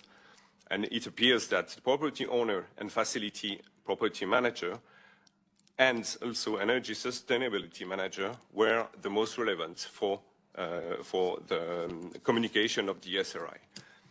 All the scores and all the results of this survey will be shared with all the working group, so we can share, especially for the communication or all the recommendation, or just to focus exactly, as I say, on the main elements. Next slide. On the survey, we have also some tables to see, in fact, the interaction between some topics. On this one, it's the interaction between the building actor or user and and all the topics on some topics of the SRI. So what we see here, and that you can see, it's that it will help to prioritize the development of the recommendation and the regulation. So for example, here, we will focus especially on facility management, for example, on maintenance prediction, comfort, health and well-being. So it will really bring us high-level recommendations. On the next slide, just another example of this table.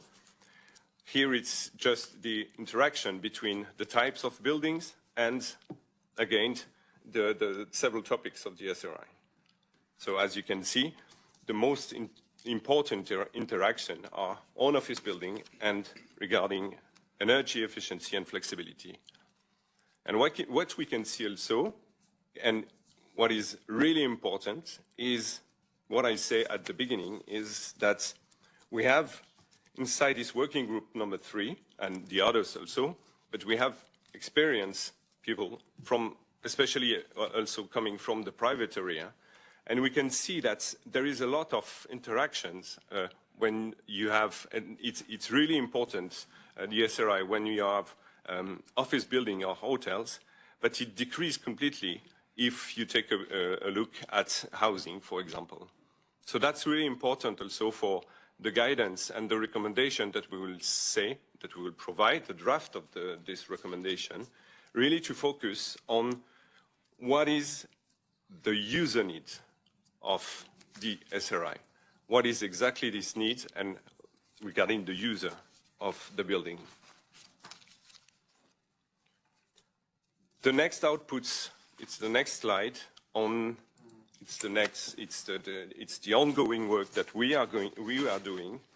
It's the value creation between on the SRI. So we are working with the working group members to identify stakeholders with potential value creation in relation of the SRI, to identify, create, and map to stakeholder, and to quantify, explain direct and indirect potential in value.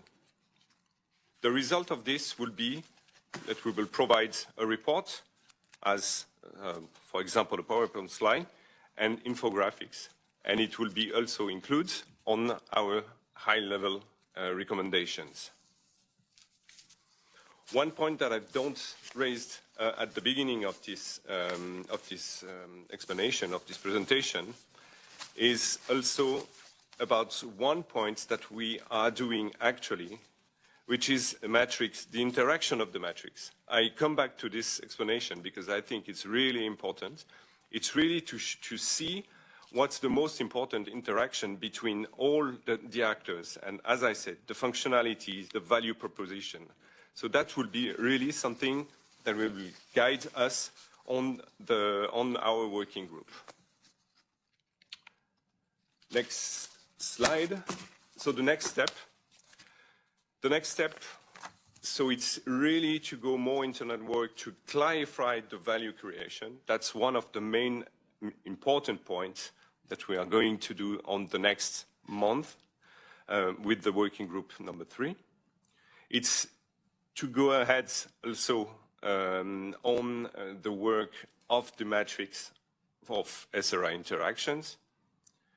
And one point which is really important, and that was raised also by the working group 2 co-chair, just here, it's really to liaise with the other working groups, because there is so much, and the live project clusters also, because there is so much interactions, and it's really important it's a huge work to do this, but I think it's really important, and we see that when we were at the meeting with the working group 2, it's really important to have a complete interaction between the working groups.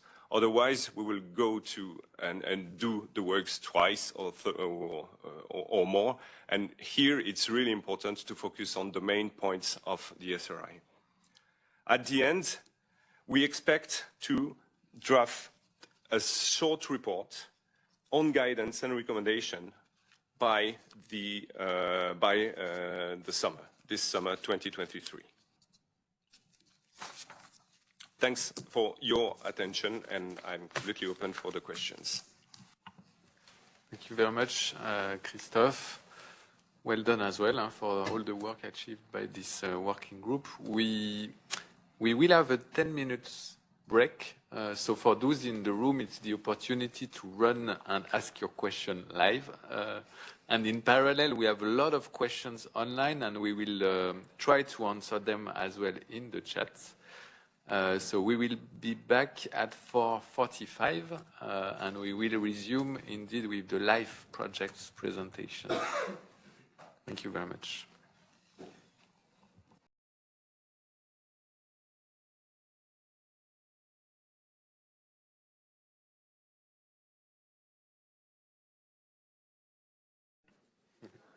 Welcome back, everyone. We hope you had a good, although short break. We will resume this meeting with a focus on the live projects, and we will start with an introduction from Sylvain Robert from the European Commission, CINEA, with a focus on the clustering activities between these live projects. Sylvain, the floor is yours. Thank you, Régis. So I wish to thank DGNR and the SRI Service Contract team for this invitation to speak today. It's a great pleasure, of course, and well, I'm project advisor at CINEA, as Régis has mentioned. So CINEA is an executive agency of the Commission, and we manage programs that fund projects, and many of which are related to energy and buildings policies. And 2 programs in particular I'd wish to flag is the Life Clean Energy Transition Program and Horizon Europe, the energy part.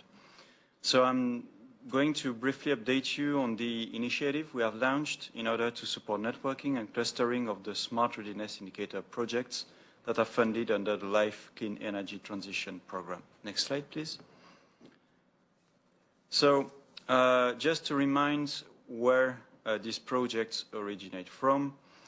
So Life Clean Energy Transition is a program with a total EU funding of 1 billion euros for this MFF.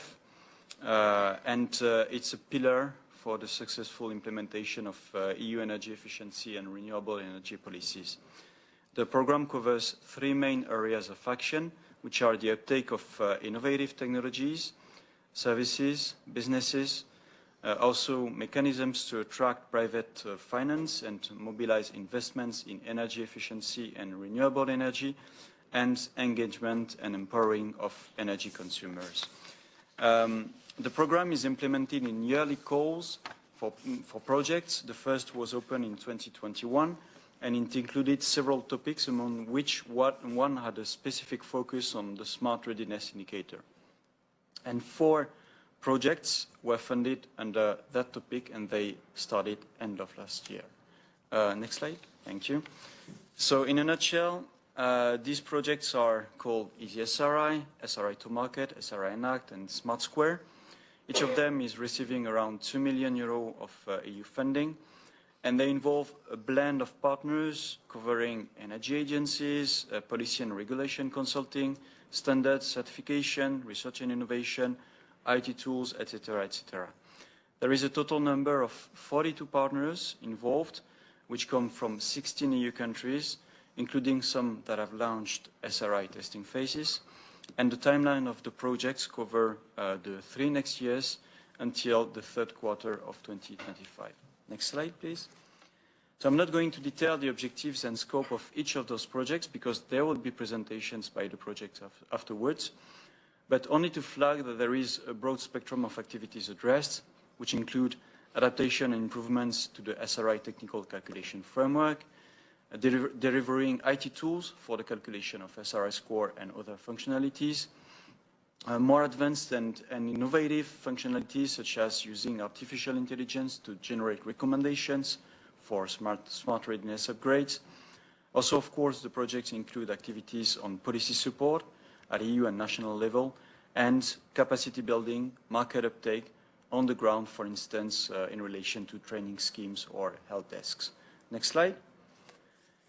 These 4 projects have, as you will see from the following presentations, obvious complementarities. They are also very well aligned with the SRI policy implementation timeline. And so DG Energy considered it useful to provide specific support to synergies between the projects and between the projects with the SRI implementation work led by the Commission and the Member States. So to this end, DG Energy, supported by the agency, SINEA, has launched an initiative to network and coordinate the live SRI projects and other relevant initiatives. The aims are to contribute to the success of the SRI platform, to work consistently with DG Energy's service contracts on the SRI, to ensure an effective link to the competent authorities in the Member States. To date, 3 workshops involving the 4 projects took place. The first one took place in November 2022. And there was also a SRI training in January 2023, organized by the service contract specifically for the projects. Next slide. And as part of this clustering initiative, we have identified 4 main strands of action, each of which is led by a specific project. The first one is the SRI uptake in the targeted countries and the liaison with the relevant authorities. This is led by the SRI to Market project with, of course, the contribution of the other projects. And this is typically to ensure the best coordination with the national testing phases where it applies. Then the second strand is design and development of SRI tools, which is led by the Easy SRI project. And there are different points that are addressed as part of this action. One is to work on common use cases between the projects for the SRI tools. Another is to investigate a potential common reference architecture in order to allow to improve compatibility between the different tools developed. The third strand of action is the improvement of the Smart Ready service catalog and standardization activities. It's led by Smart Square. And one example of what is done as part of this is to collect across projects the lessons learned on national adaptations to the catalog provided by the technical study. And the last one is common communication and dissemination actions led by SRI Enact. And this resulted, for instance, in the submission of a joint application about the SRI by the 4 projects to the EU Sustainable Energy Week 2023, and there are other things such as involvement of the 4 projects in national workshops organized by SRI Enact. So voilà, many things ongoing. Our objective is to continue this work in the coming period, regularly meeting and taking stock on progress, and we'll continue informing you about what's happening there. Next slide. and thank you for your attention. Thank you very much, Sylvain. We now have a chance to have a representative from each of these live projects, and they are going to pitch each of their projects. And we will start with Smart Square, that will be presented by Andre from Riva. Good afternoon, everybody. It's a pleasure to be here today and also to act as icebreaker. I'll keep it very brief. I just want to start my intervention in congratulating the Commission services, also the SRI support team and the CINEA team that has brought together all these EU-level happenings around the SRI. I think this is a unique example how things should be done. So Smart Square, you can see it stands for smart tools for smart buildings with the ultimate goal to enhance the intelligence of buildings in Europe. I'm representing Riva. We are one of the partners in Smart Square project, but I'm always wearing a second hat, that of EPB Center. Can you please go to the next slide? You see here the countries we are covering. I'll just make a note to say that us as Riva, we are legally based in Belgium, but we are an EU-level partner, so that country is not covered. Next slide, please.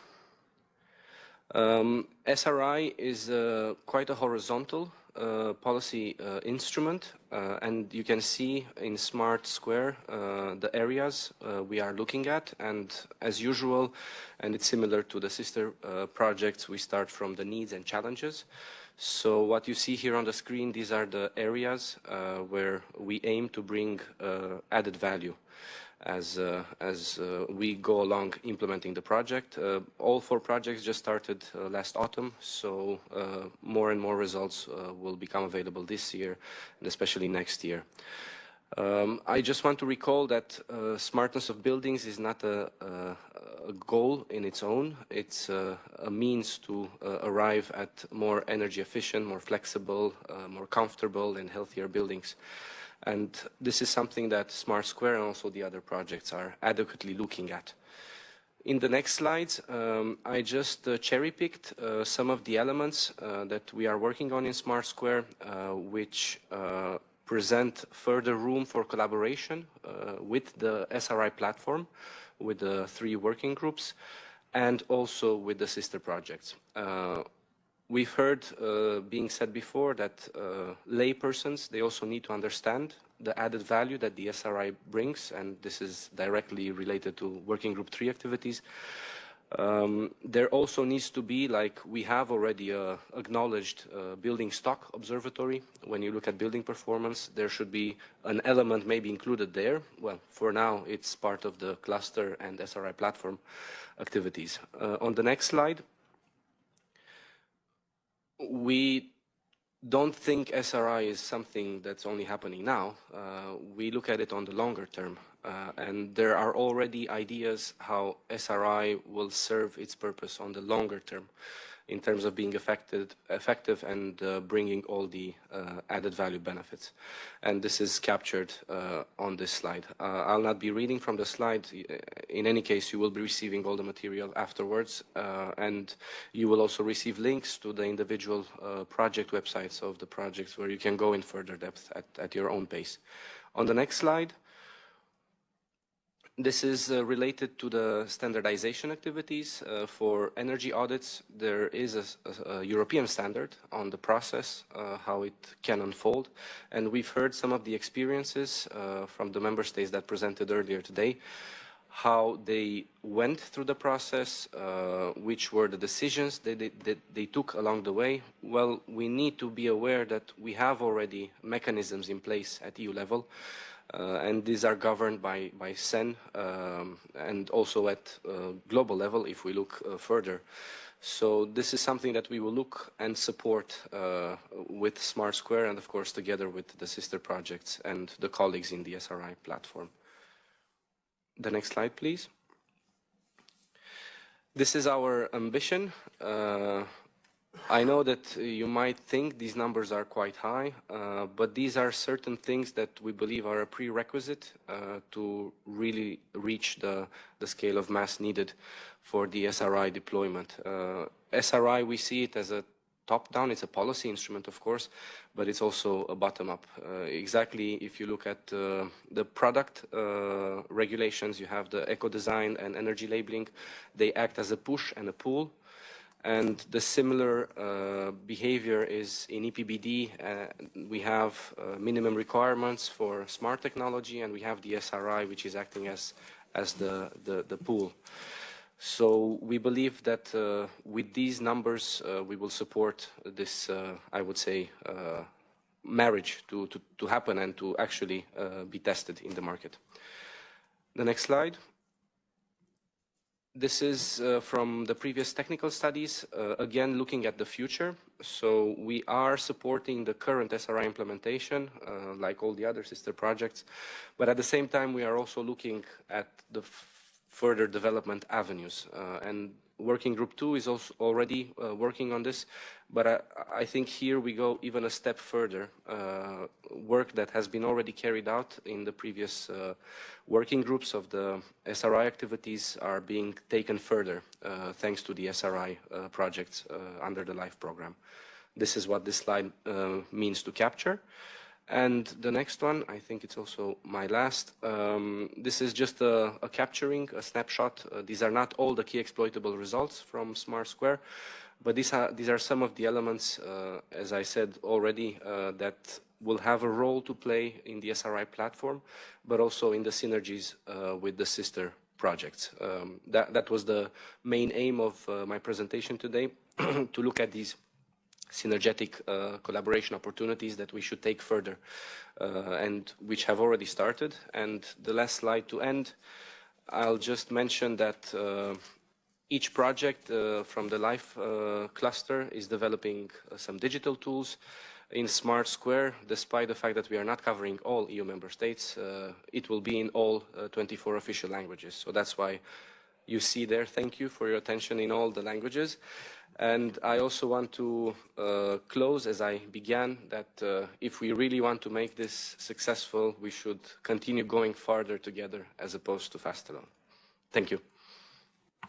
Thank you very much, Andre. We will move on with the second live project. That's SRI to Market, presented by Philippos.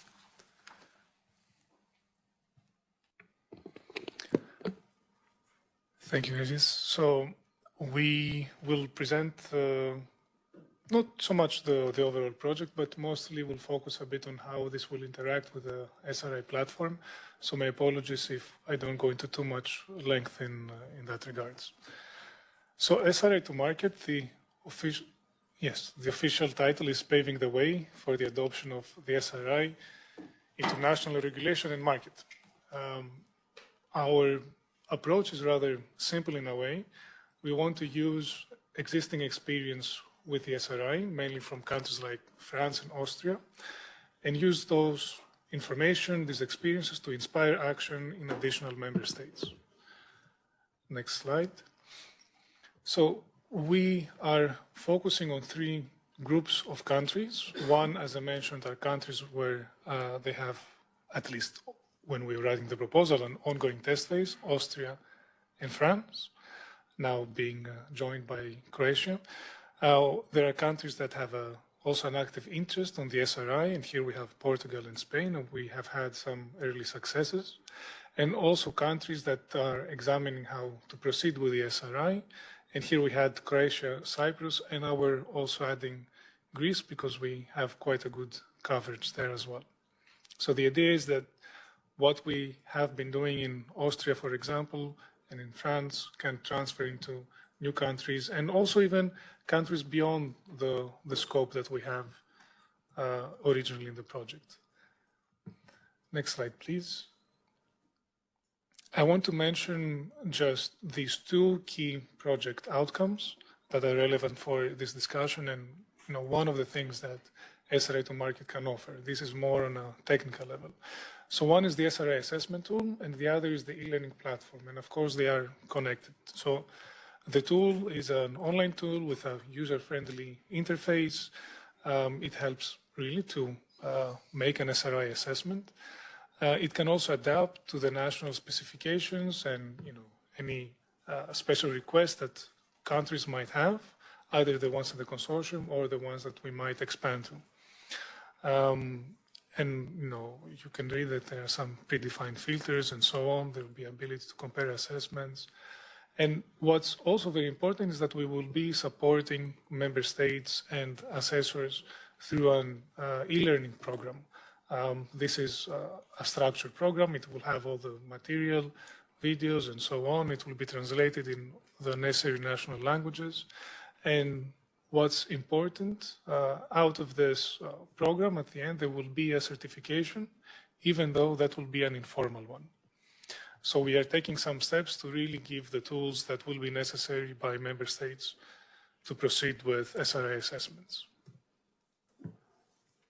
Next slide, please. So in terms of interaction with the actual platform, we are participating and intend to do so even to a larger degree in the various events and meetings that are happening. And this is already helping us making the various connections, build these relationships, identify where we can help each other, have these synergies. So all consortium partners have been participating and are online also at the moment.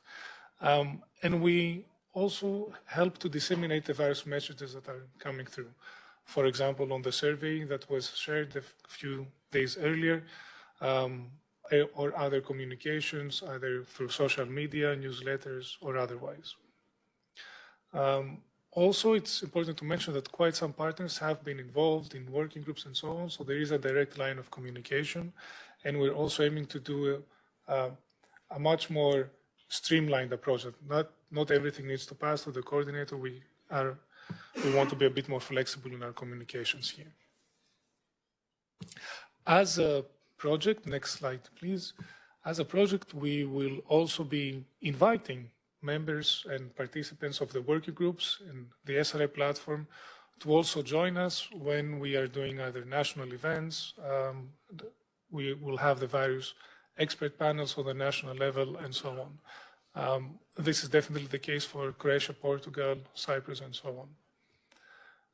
Another thing we will be doing is that we will be inviting feedback from the various members of the working groups and the platform.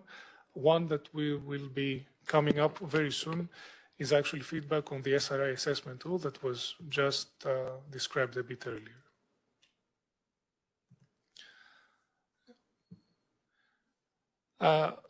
When it comes to the 3 working groups that were presented at length today, we do have members of the consortium and also of the advisory board participating in this working group. So I2M, for example, is in work grouping 1. We have our Austrian and our Spanish colleagues in work group 2, and working group 3, Riva, Yves, and we intend really to be an active participant in these working groups. Of course, we want to increase the number of people and representatives of member states that will be joining working group 1, since we do have a more policy-focused approach in this project. Now, a couple of early successes. Spain has declared an interest in looking into the SRI testing phase. So we will see how well that might go in the next few weeks. In Portugal, we also have a cooperation between ADEN and the relevant ministry for supporting them to join working group 1 and perhaps launch a testing phase. So we're quite confident that things might go well there. With SRI and ACT, we are supporting Croatia. And also, finally, we do have the ambition of potentially expanding to other member states. When it comes to our collaboration with DGN, we want to have some mutual support between the projects and also with CINEA and the SRI platform.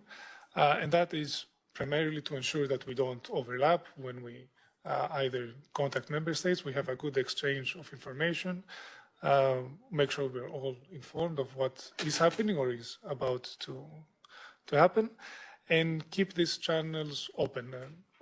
We are in a rather privileged position because we do have colleagues also in other projects and in the service contracts, for example, so that makes it a bit easier to exchange. On the link with the Life Smart Ready project, so the cluster of projects, we are in very close coordination when it comes to targeting the same member states. So we have this very much in Cyprus, where we have signed a memorandum of understanding, all the Cypriot partners. In Croatia also, the Easy-to-Have Pozar with Regea are collaborating, as we also heard earlier, and we're following a similar approach also for Austria and Greece. We have a clarification of who are the main contact points for every member state, and also when it comes to additional projects that are online at the moment or that will be joining this group of SRI projects like IB Road and Smart Build for EU, we are participating either in events or in more technical support and exchange. Last thing, I want to mention that we do have a very healthy overlap in terms of partners that are participating in the various projects. I feel that this offers us a sense of resilience and a good exchange of information. So SRI to Market has partners from R2M, Riva, AINTech, and Boku, which are also involved and well known in this room. And also as coordinators, we have experience in previous projects together, and not only as coordinators, but also as partners amongst the various projects. So this makes collaboration amongst us quite easy. And that's mainly it. Last slide is the consortium of SRI to Market. As you see, it's mostly made up of energy agencies and EU-level partners, and we really hope to support the adoption from national regulation member states. Thank you very much. Thank you very much, Filippo. It's good to see already all this collaboration between the projects. And so we move to the third project, Easy SRI, presented by Dimos. And Dimos, I count on you to... Of course, thank you. I would like to thank for the invitation and to this third plenary meeting for the SRI platform. Go to the next slide, please. Easy SRI started on November 22. We participated with other projects already in all the workshops established so far. So we are very active in the active collaboration between the life projects. Something to highlight is that we have 6 pilot countries. Some of them are, as in other projects, already participating in the let's say in the SRI test, like Austria. We have also from our side Spain, Cyprus, Greece, and also in advance we have Netherlands and Italy. So this is something that expands, I would say, the geographical coverage of the project. Okay, to the next slide, please. I will try to just highlight, because we have seen already that there are collaborations among the SRI projects. What is the unique, I would say, value of Easy SRI? Here we want to pinpoint that I have seen already by the working groups, also from the testing phase. It's not clear for me, for instance, if the assessors or the ones that are performing the building assessments with SRI, if they are using the simplified or the advanced method. This is something that we need to clarify. And also, there are versions of SRI. Because I know that because always the SRI Excel sheet, as pinpointed before, there are some versions that are improving in the lifetime. So we need to know also when these buildings are being assessed in the testing phase in all these countries. We need to know this in advance. I have faced this because we have a cluster that has already an operational SRI tool, and I always put there the SRI version calculation sheet that we're using behind the scenes. So in order to know, sometimes as we evolve, we may have these issues. And one part is that in EasySRI we will include this versioning in the platform that we are considering, and we will see also with other SRI projects how to optimally put it in the benchmarking or in the reporting session. Except this customizable web platform that we will deliver in EasySRI, we will have, of course, the user awareness and recommendations. One other thing is that we have seen in the buildings renovations, it's not always evident what kind of upgrades or renovations are leading to better improved SRI, even if the energy performance certificate, energy performance of the building is being improved. We need to see this. This is something that we also, with the buildings that we have in EasySRI, I think that we will have these comparisons to be made. And a third option is the training certification packages. Of course, we are talking about preliminary certification packages. It could be some learning sessions. It's for different kind of end users, from architects, from designers, or from construction companies, how they can see the integration potential of the SRI framework. And of course, then this practical knowledge, we need to put them in some tangible outcomes that can be reusable by the relevant EU units, but also relevant legislation framework at the European level. Next slide, please. Even if you cannot see in very details, just here highlights the overall toolkit that EasySRI will deliver. And on the right, you will see that we have a number of end users that will most probably will be the users of this platform. And for this, it's very important that we have three major components. One is the SRI engine itself, as it is already with the service catalog and everything in place in an Excel format, but now it will be digitized in a web platform. And then we have seen that there should be an easy way for interaction with end users, designers in the initial phase of SRI estimation, or when they are in the final renovation or construction phase, where concrete input should be provided in the SRI. So user friendliness of this tool should be taken in place. And we have also some added value services that can be used for providing recommendations to relevant stakeholders.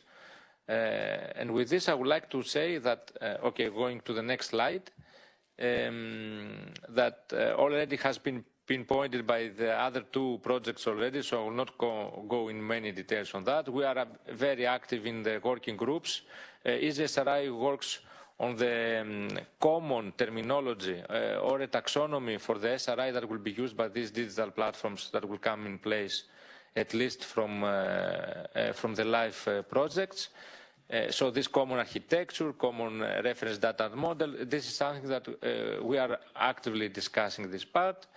We will also participate and align our activities with the meetings and events like the one we are today here. And we hope that we have 2-3 countries that we hope that they will have the decision to roll out also this SRI test phase during the next months. Already for Greece, as far as I know, there is an external, I would say, consulting process that will provide some recommendations to the Greek government to see how to apply the SRI. And we're expecting this part first, and then we will see how the two projects at least, or maybe 3 projects that we have one Greek partner, how to proceed with that. Okay, thank you very much. Thank you very much, Dimos. That sounds promising. And about the tool which is already operational, again, Sophie will present an overview of the digital tools which include indeed this tool that you mentioned. We'll move to the 4th and last live project, and hopefully we have online with us Stamatia to present SRI Enacts. Hello everybody. I'm sorry we had different plans and therefore the name on the presentation is from my colleague Apostolis Arsenopoulos, but he had to cancel at last minute his trip to Brussels. So I will present online the project. So maybe next slide. Just to give the scope, the geographical scope of the project. We have 8 pilot countries. This is something that we highlight because we think this is one of our key aspects and goals of the project to make SRI assessments in all these 8 pilot countries. And basically the way that we are going to work is that we are going to train SRI auditors in order to perform these assessments across the 8 countries. And overall, we have the ambitious goal that at the end of the project, we will have assessed around 1,200 buildings across Europe. And we will have the goal to train 120 SRI auditors. So next slide is, I did not actually put the actual outcomes of the project. I can just say orally that we are going to deliver a digital tool for the assessment, similar also to other projects. We are going to deliver also a training package and some tools to support stakeholders in taking decisions for smartness upgrades. So what I would like to highlight, and this is the slide about our approach for stakeholder engagement. The project is called Co-Creating Tools and Services, and one of the key goals is to engage the stakeholders from the very beginning. And actually, what we want to do is that we are going to establish 8 national stakeholder liaison groups, referring basically to members that are actively involved in the SRI in the respective countries. And actually, this will be done quite soon. I mean, we are now in the process to have identified some members in the 8 different countries. Of course, we are going to contact the representative from the other sister projects to become, to engage in these groups. And we will start, and we have the plan in May to make some national workshops in all the 8 countries, where we are going to present our initial findings and preliminary work on the potential adaptations of the SRI methodology for the national context. And we are going to work in get feedback from the stakeholders in order to deliver this proposal for the national adaptations. From then, of course, we are going to start preparing the work for the actual pilots to identify the buildings and recruit the SRI auditors, train the auditors, and start actually with the actual training and the assessment that actually will start with some initial assessments from October this year, and it will intensify next year and in the first months of 2025. Apart from the national stakeholder liaison groups, we are going at a later stage to try to connect with key stakeholders at EU level. This will be coordinated by our dissemination leader, Euroheat Power. And basically the context there is to try also to communicate our results and get their feedback along the way. So next slide is about our interaction with the SRI platform. We see three main axes. Of course, I did not put here the interaction with the system project. We are, as the previous presenters mentioned, we are involved in the workshops, and we have very good collaboration with all the three projects. The context of the interaction, what we foresee with the SRI platform is to synchronize on what we have anticipate about the tailoring of the SRI methodology to national context. This is something which is, as I said, is ongoing. We started with an analysis of the initial landscape about SRI in the different countries, and this will be the next step where we are going also to connect with the national stakeholders and get some feedbacks about this approach.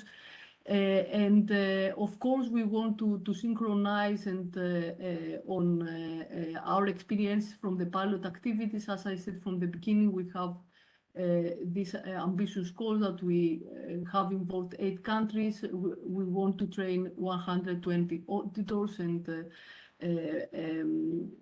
assess 1,200 buildings. So we hope that we will have at the end some very interesting insights to share with the community and get feedbacks and provide some recommendations and some best practices for the implementation of the SRI in the different countries.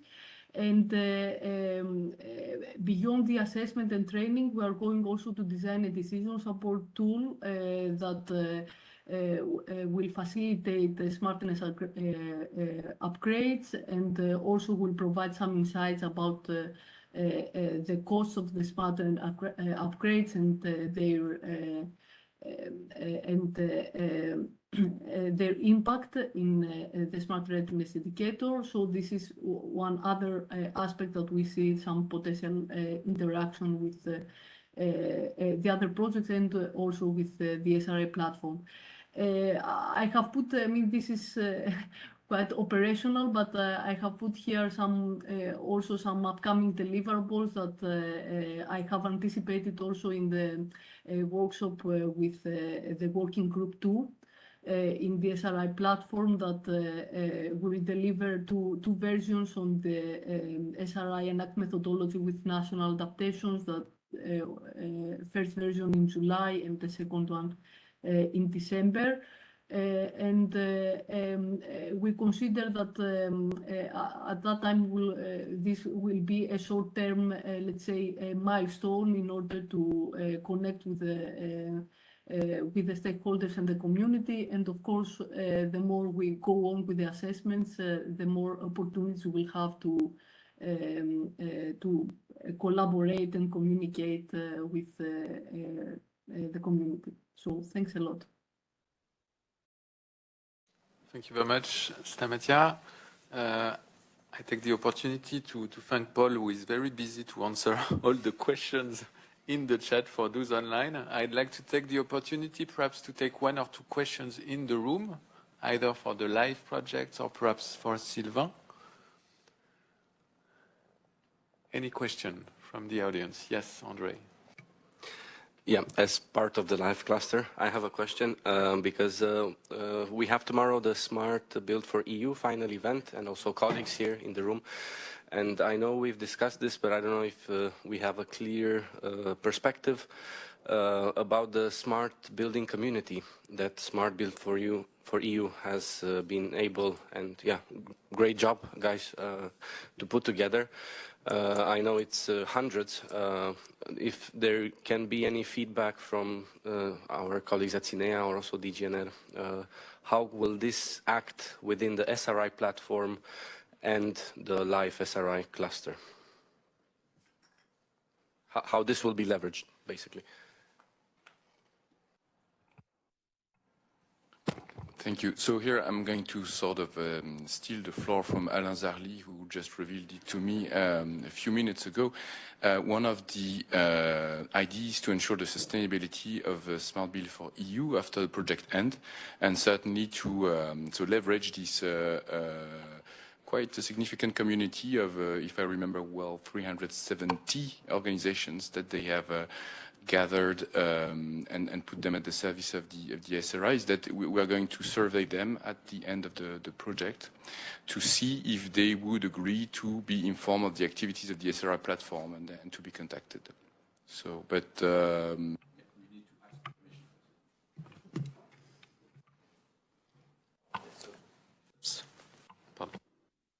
it's quite fun to play with those buttons in the European Commission premises.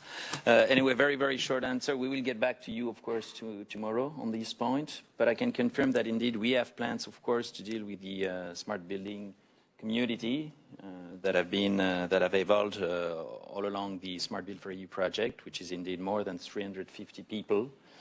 So we are managing, of course, this mailing list. You all know all these aspects around the GDPR issues, as you know. So our plan is, of course, to get back to this community and to offer them different opportunities, indeed, to follow different work around, of course, what is currently done in one or several or all of the live project. Also the clustering that you are going to do, also the Build for People partnership, and of course also to adhere potentially to the, if they're not already done so, to adhere to the EC newsletter on the SRI. So all those are options, but we will get then back to each and every member of this smart building community, just to ask them for their formal consent of being added to one or several mailing lists. And this is, of course, part of the game. If they do not reply, this means that they are not providing in some way their consent. So we will offer, I would say, 1 month to them to answer to that. So this is planned indeed. Thank you very much, Pierre-Antoine and Alain. Any other question? No? Then perfect. We had many questions online, and simply to share, some of them were related to the time it takes to conduct SRI assessments. So we gave some preliminary answers. In particular, we published one case study. Birgit indicated this, and in this example, typically it's a building in Luxembourg. It took less than a day, and it was with method B. But you can certainly get in touch with the representatives of the official test phase to get as well their feedback on the time it took for these SRI assessments. There are many questions also regarding whether we will put all this content online. The response is yes, of course. And for sure, make sure that you are registered to the SRI newsletter so that we will update you when this content becomes available. We will move on in the agenda with a presentation from Sophie from the SRI support team about the feedback and analysis of the SRI assessment package and some of the latest news about this package. So Sophie, the floor is yours. Yes, thank you very much. So I'm going to provide some updates indeed on the SRI calculation tool. So I'm starting with feedback from the calculation tools users. So I have already presented these slides to some of you, so I'm going a bit faster today. Then I will give some news regarding the next release of the Excel tool, and finally a few words about the online tools. So this feedback from the users. So we have collected this feedback through a survey that is still active. Actually, we haven't promoted it a lot recently, but we are going to promote it again when we release the next version. We will also release again this survey in order to collect some feedback that allow us to conduct some statistical analysis and also to contribute to the guidance and communication material by providing useful case studies, as already mentioned several times today. So here it's just an overview from the first 46 answers that we have received, an overview about the assessment process. So here I focus on the process, so I'm not going to comment very well. The details of this graph is just here to show that the feedback on this process is very diverse. For some, using the tool is very difficult. For some, it's easy. There are some aspects dealing with the service catalog and the functionality levels that have to be improved, but I will be back to this aspect later. So I'm moving a bit faster here, some quotes. Well, the presentation will be distributed, so I'm moving a bit faster. Then here it's some feedback about the scores that have been obtained. Are they in line with expectations?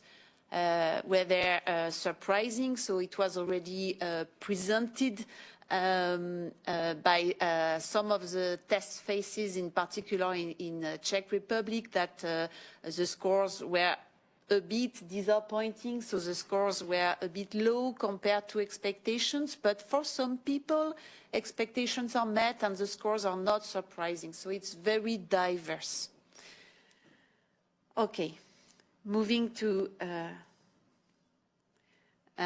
now, after this qualitative feedback, moving to this quantitative feedback. So we have collected through the same survey, we have collected some assessment files. So we have been able to make some statistical analysis with the files. So it's only 43 files, so it's not a lot. So it might not be representative of everything, but at least it's a start. And we see that the average SRI score is 27%, 19% for residential buildings, and 34% for non-residential buildings. So the majority, there are a couple of exceptions, but almost all buildings that have been assessed have an SRI score lower than 60%. Here you can see the distribution that is very different for residential buildings in orange and non-residential buildings in blue. So you can see for residential buildings, most of them are between 0 and 20%. While non-residential buildings, we have a more let's say, diverse scores that are reached by these buildings. So these graphs might be a bit difficult to understand, but in fact, it's just to illustrate. So at the top, the different impact scores. So there are 7 impact scores, and as you know, the technical domains corresponding to the SRI there are 9 domains, and you can see for each of them, for each impact criterion and for each technical domain, you can see how the detailed scores are represented between 0 and 1. So, for instance, for the domain flexibility, that is the second one on the top graph in light yellow, for this impact criterion, you can see that most buildings score very low, and almost no building scores high. While for some impact criteria, like for instance for maintenance, the one in green that is on the right, you can see that the distribution is much more spread, let's say. Some buildings score low, but some also score, let's say, mid, and some score higher. And the same for the domains. We can see from what we have that in most cases the scores are quite low. So you can see on these graphs that it is around 0 that you have a bunch of buildings that are represented here, but it's quite different for the different domains. So here I think I will go very fast, is just to illustrate on these graphs how the different the scores for the different impact criteria are correlated to each other. So, for instance, if a building, if buildings in general tend to score high in terms of energy efficiency, will they also score high in terms of comfort or health or maintenance? And so you can see most of these graphs, if you look at the big picture and not the details, you can see that in general there is a quite good correlation, generally speaking.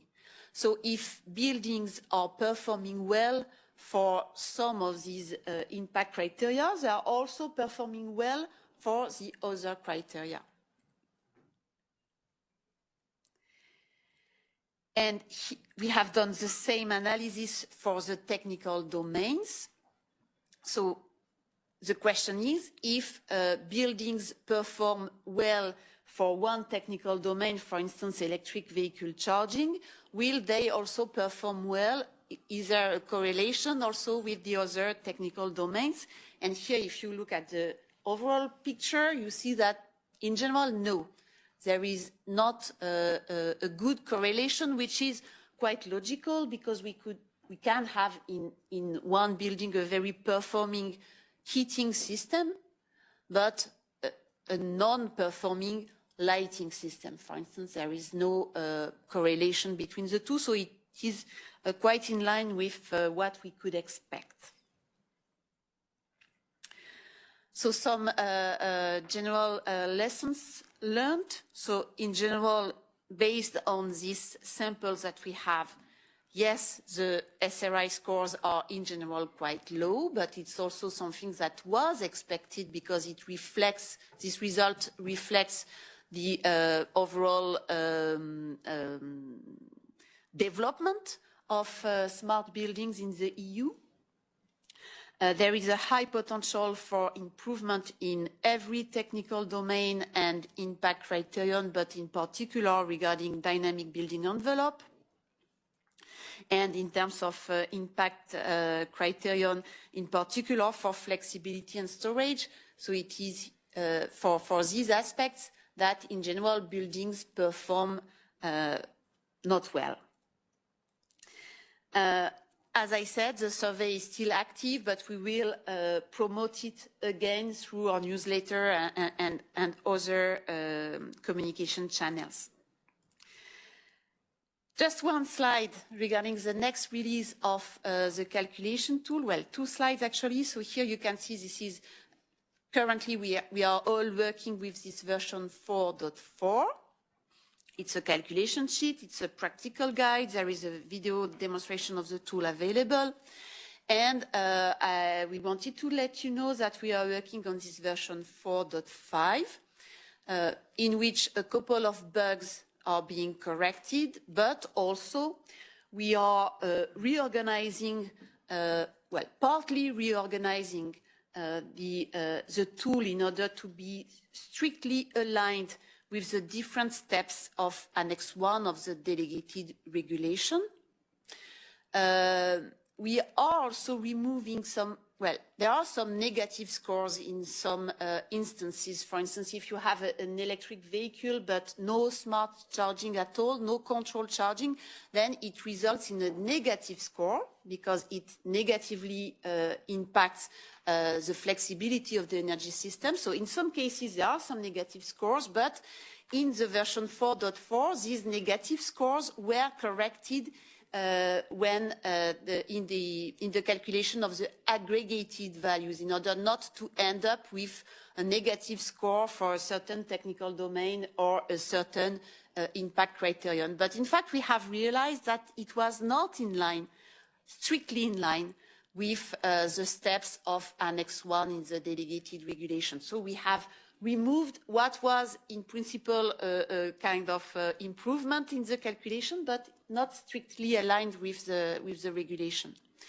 And also another change that we have made on the results page. So this is something important because you have seen, for instance, from France, you have seen that the buildings that score like 38% are in the class B. That might be surprising because there are in total 7 classes, but it's not mentioned in the regulation how these classes should be named. So by default in the version 4.4, they were named from A to G, A, B, C, etc., which results in a letter like E, I think, for the building scoring around 38%, something like this. So a letter appearing very like corresponding to something bad, let's say, or weak. And we realized that, in fact, there are different manners to name the classes. And for instance, France has decided to name the classes from A+++, A++, etc. to D. So in order to give another, well, to be more encouraging. But it's a policy choice. It's not a technical choice. So it's really the member states that have to decide how they want to name the class or if they want to name the class. So it's not the role of the technical support team to make this decision. So that's why in the next version 4.5, we have removed these letters. Well, and this is something that you can reflect about also in the live projects, or the member states can also think about that. Okay, and so we will release it soon, just fixing a couple of technical details. And last, a few words about online tools for SRI assessment. So we mentioned already that there are already some tools that are available, or some of them are under development, those of the live projects, but we had also some Horizon 2020 projects that have delivered such tools. So here you can see this list that is available on the SRI website, and here it's not there. It's just the name of the tools that is provided, but on the website you can click on each of them, and then you have a lot of details on each of these tools. I want also to share with you something new. It's a survey that we are conducting amongst member states to assess their opinions and needs about online tools. We have asked only 4 questions. And for the moment, we have received only 6 answers. So what I'm going to present should be considered with caution, but at least it's a start also, and we have some indication of what is expected by member states or what is needed by member states regarding online tools. So first question, what an SRI calculation tool should be used for? So it was a multiple choice question, and you can see here that it's everything. Okay, so, but it's interesting, okay? It's a result in itself. So an online tool can be used for educational purposes, but also to help end users understand the scores, to run self-assessments, to support cost-benefit analysis, to make some benchmark, to produce recommendations, to allow third parties to run assessments, to communicate the options and value proposition of smart functionalities, and to communicate the overall SRI value proposition. So it's almost everything. So now the live projects, you know that there are some expectations with your tools. And there is this warning on every slide because it's only based on 6 member states who provided answers. So who should be the main users of the tool? So it is expected, well, mostly building owners, but also SRI assessors, of course, and also facility managers. Should the tool be accessible online, offline, or both? So nobody voted offline. So, of course, for the moment, we have an experimental tool, this Excel tool that is offline, but, well, it's okay to conduct some experiments, but to deploy, to roll out the SRI in a larger scale, of course, some more professional tools, let's say, will be needed, and of course, online tools will be needed. Which stakeholders are more legitimate to lead the implementation and distribution of SRI calculation tools? So here we have different answers. Some think that the EU should lead the definition and implementation of a common open source SRI software.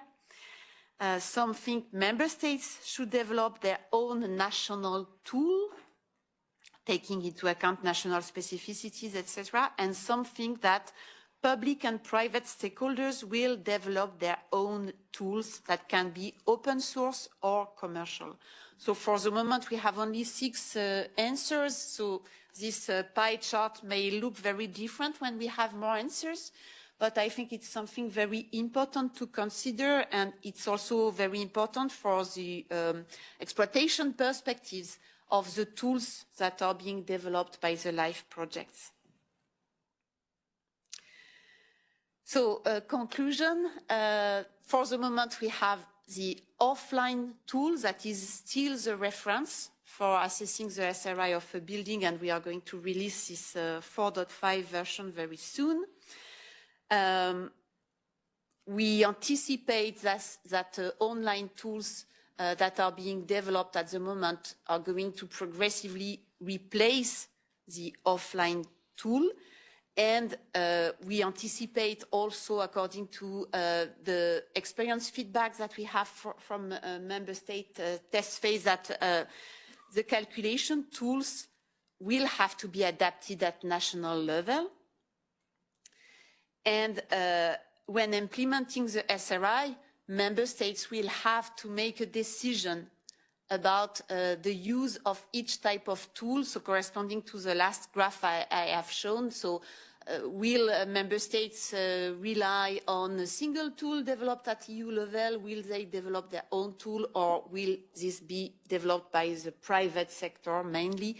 This is something also that it's a policy choice, and so policy makers will have to make a decision about that. That's all from me.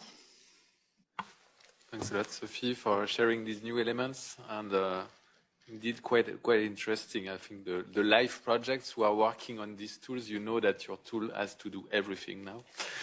Good luck.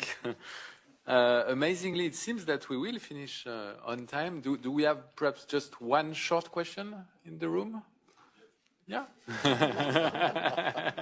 Working group 3. Not co-chairs for nothing. Just a small question. It was regarding your first slide. When you compare, it was related to how simple it is to use the tool.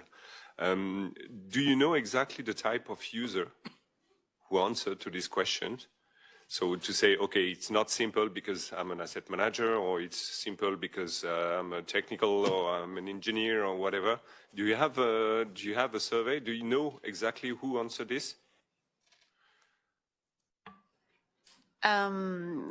Actually, no, because the survey was distributed very broadly, and we haven't made the link between the type of stakeholders and the answers received.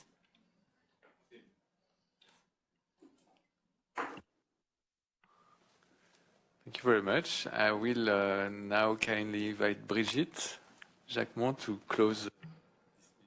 Yeah. I really want to thank you, all the participants. It was quite an interesting meeting. So thanks first to the member state, Croatia, Czech Republic and France for sharing with us their finding. Thank you also, of course, to the working group, to Bonnie, to Christophe and all the members for their work. It's really appreciated from our side. I'm very happy to have the LIFE project on board. As we can see, it will really support the rollout of the SRI, so it's super interesting. when you can hear that now we have some member states really relying that the live project support member states. So I'm very happy, optimistic for the coming month. And not least, thank you very much to the support team for the great work that we are doing together. So as you see, a lot of activities going on. So I think this platform is very useful, and I'm very happy to see you in 6 months to continue our conversation. Thank you to all of you. Many thanks.